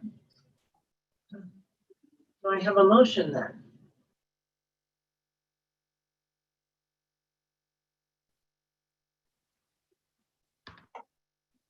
Madam Chair, I move that the commission approve the small business impact statement and the draft of 205 CMR 230 as included in the commissioner's packet and discussed here today, and that staff be authorized to take the steps necessary to file the required documentation with the Secretary of the Commonwealth to begin the regulation promulgation process. I further move that staff be authorized to modify chapter or section numbers or titles, to file additional regulation sections as reserved, or to make any other administrative changes as necessary to execute the regulation promulgation process. Second. Any comments, edits? Commissioner O'Brien, Aye. Commissioner Hill, Aye. Commissioner Skinner, Aye. Commissioner Maynard. Aye. I vote yes, 5-0. Excellent, thank you. Moving on then to your next item. Who's managing this, Carrie? I can jump in on that one. Thanks, Carrie and Mina. Thank you. And good morning once again. I'm joined here by Christian Tavares, our in-house expert and gaming technical compliance manager. We're here to talk about an approval under section 205 CMR 243.011X. You'll recall this deals with the technical security control audit that is required of all of the sports wagering operators within 90 days of commencing operations. There have been waivers put in place relative to that timeline, but we actually have an application that has come in for your consideration. Again, you'll recall that the audits have to be conducted by qualified independent technical experts, and those are subject to approval by the commission.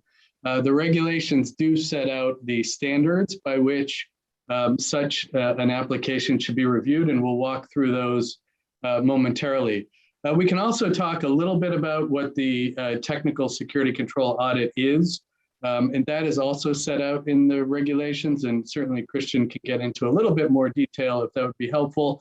But they look at things like vulnerability assessments, penetration tests, and a review of the firewall rules, things along those lines. So it is an important component of the process. We have received one application to become a qualified independent technical expert. And the standards for review are set out in, let's see, it's sub B in that section. So without further ado, I'd like to turn it over to Christian, who can walk through the application. It's not included in the public packet. There are some sensitive pieces of information in there, but he can certainly speak to the contents of the submission. So Christian, if you will, please go ahead and let's talk about the application. Okay. All right. Thank you, Todd. So hello, Commissioners, Madam Chair. I am Christian Tavares, the Gaming Technical Compliance Manager, and I will be presenting the recommendation to approve the company Bulletproof as an independent technical security auditor according to the Sports Wagering Regulation 243. The application was not included in the packet due to its cybersecurity sensitivity, but we sent them a form. We sent a form to the interested entities who want to perform the technical security control audit in Massachusetts, where they must provide proof on how they meet our qualifications. According to 243, the independent technical security expert must have education relevant or other relevant qualification, which Bulletproof meets because they provided security audits on sports wagering systems since 2018 in other jurisdictions for various clients. They must also have certifications that demonstrate proficiency and expertise in network penetration testing. Bulletproof provided copies of certifications that they obtained by their vice president and also their senior director of their InfoSec services. They also provided a list of certifications obtained by their proposed team members for the audit that they want to conduct. Lastly, they must have at least 5 years experience performing technical security control audits, which they also meet. I contacted a reference that they provided, and they confirmed that Bulletproof has been performing technical security control audits for Caesar Sportsbook since 2018. So if that's what I have. If there are any questions, I can answer them now. Thank you, Christian. And so just to be clear, Commissioners, the document that we received is the application. That's confidential. I believe Councilor Grossman read his legal guidance from his remarks with respect to the applicable regulation. Christian, I'm going to turn to you. It's your recommendation that we do move forward on this particular application. Is that correct? Yes, that's correct. Right. And Councilor Grossman, is it your, are you saying that all of the regulation requirements have been fulfilled? That is the recommendation based on the experts in-house who have reviewed the application. Questions? And Christian, excellent job. Thank you very much. Thank you. Questions, Commissioner O'Brien, were you leaning in or are you ready to move? Okay, nobody was moving. Any further questions on this? This is a new process, anything? But Commissioner Skinner. I'm happy to give a motion, make a motion, Madam Chair, if you're ready for that. Yeah, thank you very much. I move that the commission approve Bulletproof as a qualified independent technical expert in accordance with 205 EMR 243.011X. Second. Any questions, comments? Okay, Commissioner O'Brien. Aye. Commissioner Hill. Aye. Commissioner Skinner. Aye. Commissioner Lee. Aye. And I vote yes, 5-0. Excellent. Thank you, Christian. And thank you for all that you've been doing. You know, we don't get a chance to see you often, so thank you. Thank you very much. All right, then we're turning to the ad regulation. Who's leading this up? I see Attorney Monahan. Good morning. Good morning. Mina and I will be leading this discussion. Now, this is largely a discussion for the commission. So what we are bringing back what we are bringing for discussion today, not for a vote, but just for sort of an initial discussion, is a conversation about how our regulations, and in particular our advertising regulations, address advertisements that talk about something that's win or lose, or can't, unable to lose, or things like that. And the commission had suggested that it wanted to have a discussion about where the reg stands and whether any amendments should be made going forward. So I would direct you to page 66 of the packet, which is where 256.06 starts. That's the main provision of the reg. And I'll turn it over to Mina for a little bit more of an introduction. Hello, everyone. And as Caitlin said, this is more for discussion. I think what we'd like to do, just to set the table for the discussion, is point out ways in which the reg already addresses promotional offers that suggest that a patron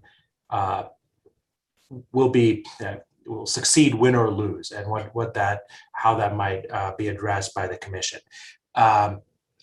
I would say at the outset that this is another part of the sort of the evolution of the regs and how they might apply to the industry. The commission naturally will have to do some interpretation as things evolve and as practices evolve. And there may be room for further additions to regs, but also want to, I think it's important to keep in mind that no matter what the final words say, there will be room for needing to apply the regs to particular facts and kind of starting to build up a body of case law, if you will, around what they mean. First, the first place I would direct you to is 256.06C, which is on page 64. So this is in the section regarding regarding false or misleading advertising. And it states that with the intro, no advertising, marketing, branding, or other promotional materials published, aired, displayed, disseminated, or distributed by or on behalf of any operator. This is the full broad spectrum. We're not talking, there's no exclusions on this one.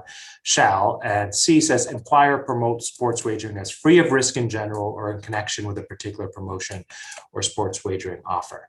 Our read of this is that if there is a statement that a bet will be paid, win or lose, without any further context of what that means or what it means if presumably there is an opportunity for the wager to not succeed in terms of the prediction being correct. That it would be implying a bet being free of risk if there is no other language there. Similarly, the very following section kind of supplements this with some particular language, such as prohibiting describing wagers as free, cost-free, or free of risk if the player needs to incur any loss or risk their own money to use or withdraw winnings from the wager. This was put in, you might recall at the outset, specifically to make clear to operators that it would not be okay to advertise a wager as risk-free if what is really meant by that is the money that you put in from your own personal funds as a patron will stay with the operator, and what you get back might be gaming credits or sports wagering credits going forward. So these two sections were explicitly designed to guard against offers suggest there is nothing for the patron to lose, broadly speaking. And I think our view is that the commission has broad discretion under both those provisions to look at advertising or promotions that suggest or state or imply. I just want to be clear that the reason we did not use every single word that one could think of is someone can always think of another word to get at the same point. And the intent here is that if the implication is, if I as a patron, I'm going to put in my own money, I can't possibly lose that money because no matter how the game that I'm wagering on or the sporting event I'm wagering on comes out, that either better be true, the money will be refunded to me, or it needs to be very clearly explained, or that suggestion shouldn't be made at all. If it says, if you win or lose, and if you lose, you'll get wagering credits, that's a different story. And again, that has to be clear. That comes into the second kind of group of pieces of the language here that might also be at issue. The 205 CMR 25604 2, 3, and 5, which are on page, this is a couple of pages up here on page 63. These are the provisions that get at the requirement to clearly, conspicuously disclose material terms. So if what is meant by win or lose is win and you get money, and lose you get sports wagering credits, for instance, that disclosure or that condition needs to be stated in accordance with these regs, these provisions of the reg. Just to note, again, noting the kind of breadth of different ways, and there's a reason these were not ever intended to be mutually exclusive. The idea was to have a blanket of coverage of potential protections within the regs. There are other provisions in here as well that could come into play depending on the context of how a win or lose promotion or advertising, speaking broadly, are set. And without going into the language, they show up predominantly in 25604 where we just were, and 25606, which was the first one I mentioned. For instance, there's a general note that advertising, marketing, or branding may not be unfair or deceptive. It's a broad provision, and that could apply for some of the reasons I mentioned already, or some other sleight of hand or other provision, other context type issue that where the commission says, really, in this case, that's an unfair way to promote that. Similarly, there is the provision 256044 regarding advising a particular individual to place a particular bet. And again, a win or lose bet in that context could be problematic. And finally, I'll note that 256.06.6b, which is back on page 64, specifically prohibits advertising that suggests that social, financial, or personal success is guaranteed. The general intent of that was more for sort of creating a cultural perception through advertising that folks who engage in a lot of sports betting win and are going to necessarily be successful and live glamorous lives. But it also could apply in a specific circumstance where a win or lose bet is financial success if it implies that financial success is guaranteed.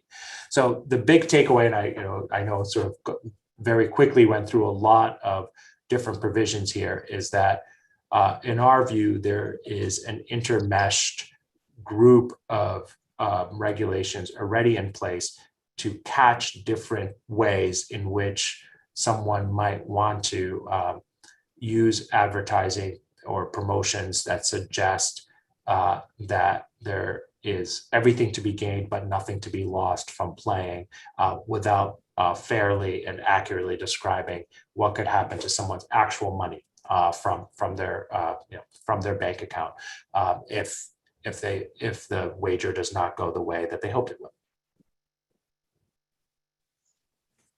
Thank you for that, Mina. Commissioners, I think we did ask for this discussion because we wanted, I think, Commissioner Bryan, you can chime in, but we wanted to make sure that we thought was a consensus on our intent was captured. Commissioner Bryan? Yeah, that's correct. Because there were, to Mina's point, some of the promotions I think that we see or hear kind of tweak the language a little bit as if what was in there was the outside boundaries of the barred language. And so I did think this conversation was necessary for the five of us to talk and probably just reiterate that what the intent of that regulation was to make sure that the offers complied with what we said and that the disclosures complied with the requirements. And so things like win or lose, things that don't make clear that what you're getting back is really credits that have to be spent within X days or weeks rather than your money back, that all needs to be very clear in the language of the promotion and the disclaimers. Other comments, questions? Commissioner Maynard, are you leaning in? I can't tell. Thank you. Yes, I agree with Commissioner O'Brien. I think that, this is notice to everyone that we are going to ensure that the patrons of the Commonwealth are protected and that they get the deal that they are signing up for, and that any violation of this regulation will be seriously dealt with.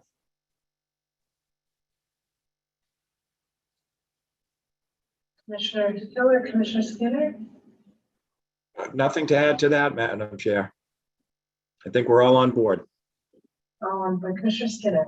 I agree with that. We're not chartering new territory here. There are other jurisdictions who have taken issue with this win or lose advertising language and have acted on the promotions that have been offered in their jurisdiction by assessing fines to some of our licensees. And so, to Commissioner Maynard's point, we are paying attention and will address any violations accordingly. And I agree. I guess from a practical point of view, I'm very glad we did this exercise because now the operators have really the roadmap to all of the relevant regulatory provisions that capture our intent, as opposed to trying to just focus on any singular reg. So thank you. This is a really valuable summary. Should be noted in terms of this is available, of course, as a recorded conversation. Anything else? Well, I know that we're not needing to act on this. It was for the discussion. Do you think that we need to revisit this in any way, Nina? I don't. I just want to add for the sake of completeness, because we were focused on 256 here, and I think, again, as I've said, I think there's enough in 256 to cover this issue. So I don't think you need to revisit the reg. But I would say, to the extent that this is intended to be a reminder to advertisers who work with operators, to the operators themselves, et cetera, that they should also be mindful of some of the other provisions in 247, 248, and the newly implemented 257, not implemented yet, but in progress 257 that we discussed a week or two ago and is going through the process now, which also requires a lot of full disclosure and for instance, the reason that cued my mind, Madam Chair, is I think there's a mention of how long somebody needs to keep their money in to be able to respond. And that's something that's going to be directly addressed if 257 passes as promulgated, or it actually maybe 247. So keep, it's a reminder that folks need to read and understand their regs, and that's, the reiteration is helpful from my perspective to remind folks how they work together. Excellent. Excellent. All right, anything else that we need from our legal team, commissioners? All right, have an excellent day, Nina. Thank you, and thank you to our internal legal team. And I think Paul Cummers might have been involved in this, so we thank him as well. He was. I'll pass. Yeah, please pass along our thanks. Other business commissioners. I actually would like to bring something up, Madam Chair. And if you don't think it's appropriate for this time, maybe we can talk about adding it as an agenda item at a future meeting. Over the last 2 or 3 weeks, we have been involved in discussions with the Encore going across the street and, building over there, and there's been a lot of discussions with the townspeople. We've had the hearings, as you know, which I'm, very proud that we did, and I'm glad we did, so that we could hear from the citizens of Everett. In regards to the expansion, I thought maybe it might behoove the commission to either write a letter to the town or city of Everett in a couple of regards. One of those regards is I was always apprehensive about calling for an election, because a special election, to ask how people feel about the expansion, because of the amount of money that it would cost the city to do that. However, here we are in June, and we are now only a few months away from city elections. And I thought maybe, Madam Chair, it would behoove us to send a letter that would respectfully request that the city put a non-binding question on either the primary ballot or the general election, which would be in November, since it's already happening. And let me just rephrase what I just said, a non-binding question, which is something many municipalities do to try and get a flavor of an issue, whether it be a new school building, an expansion of something, or other reasons. A second letter that I would like to see written, or at least discussed here, is a letter to the city council outlining some of the things that this commission has done to be helpful to the city of Everett. What I heard through the testimony of the citizens was the fact that public safety needs have increased, traffic has increased. And I'm not sure that the citizens of Everett understand what we as a commission have done through the Community Mitigation Fund to help with many of the needs that were brought up. And as a very proud member of this commission, sometimes it's frustrating when you hear from people that they're not aware of what we actually have done over the last few years, many years, to help in many of the issues that were brought up during testimony. And then my third letter request of discussion would be to EBH and to the mayor's office, respectfully suggesting that they might want to open up the Host community agreement. Thank you, the host community agreement, which is something that we kept hearing over and over. Now, I suppose we could mandate that in a condition, moving forward, but really and truly, that is something that should be happening between those two entities without us being that involved. But that came up time and time again.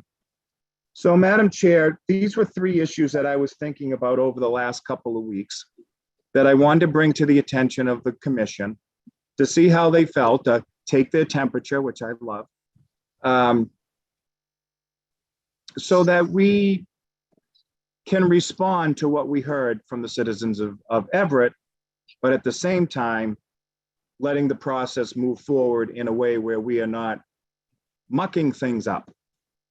Okay, before I turn to Councilor Grossman, just one, these are substantive discussions, so we'll probably have to mark it up appropriately on the agenda, but to tee them up, particularly with respect to number one, because we did have significant public meetings on the referendum legal question that was presented to us. So I know that Councilor Grossman will definitely refer to that one.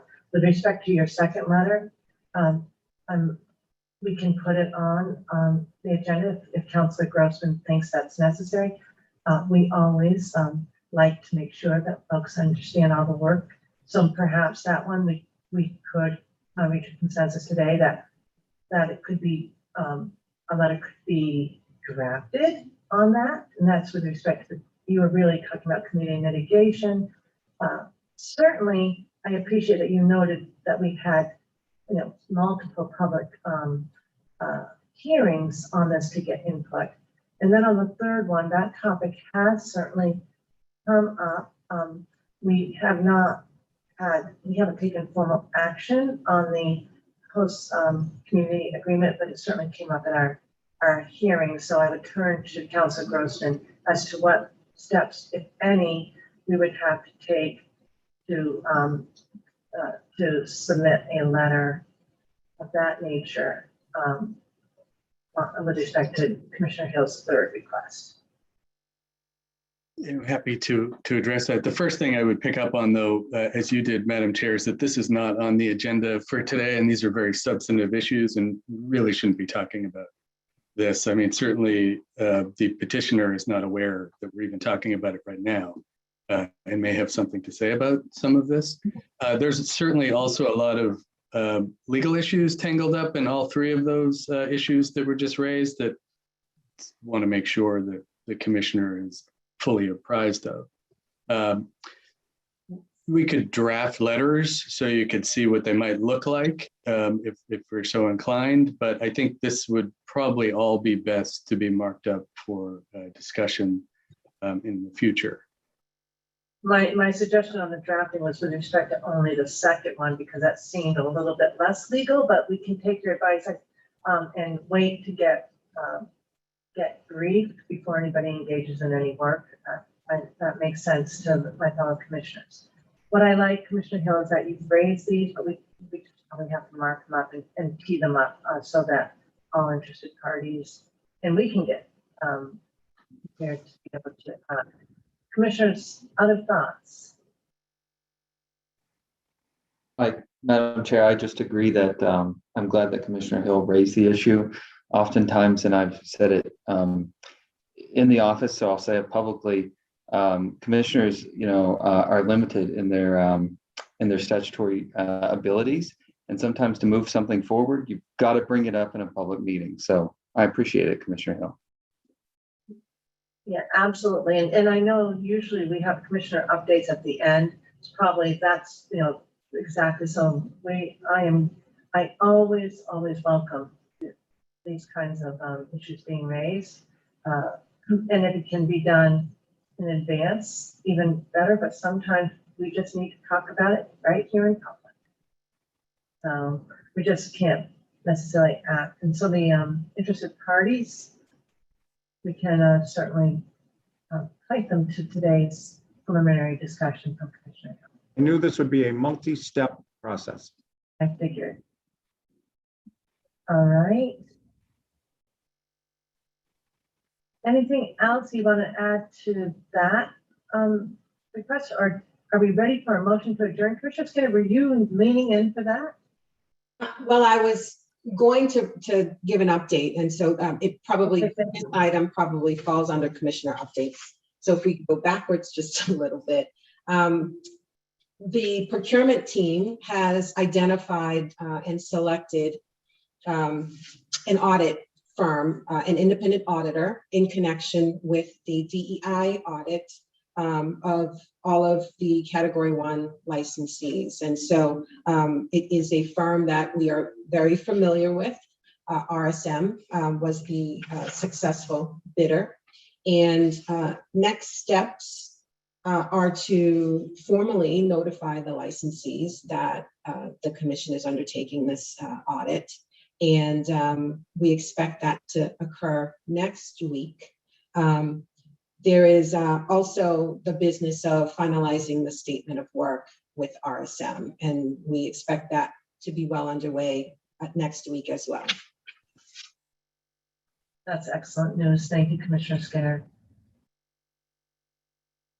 And thank you to John Scully and the procurement team. Really good that we are moving on now. Any other commissioner update or items that we need to address? Okay. I need a motion to adjourn. Move to adjourn. Second. Thank you. Any comments? Okay, everyone. Have a great day. Commissioner O'Brien. Aye. Commissioner Hill. Aye. Commissioner Skinner. Aye. Commissioner Maynard. All right. And I vote yes. Thanks, everyone.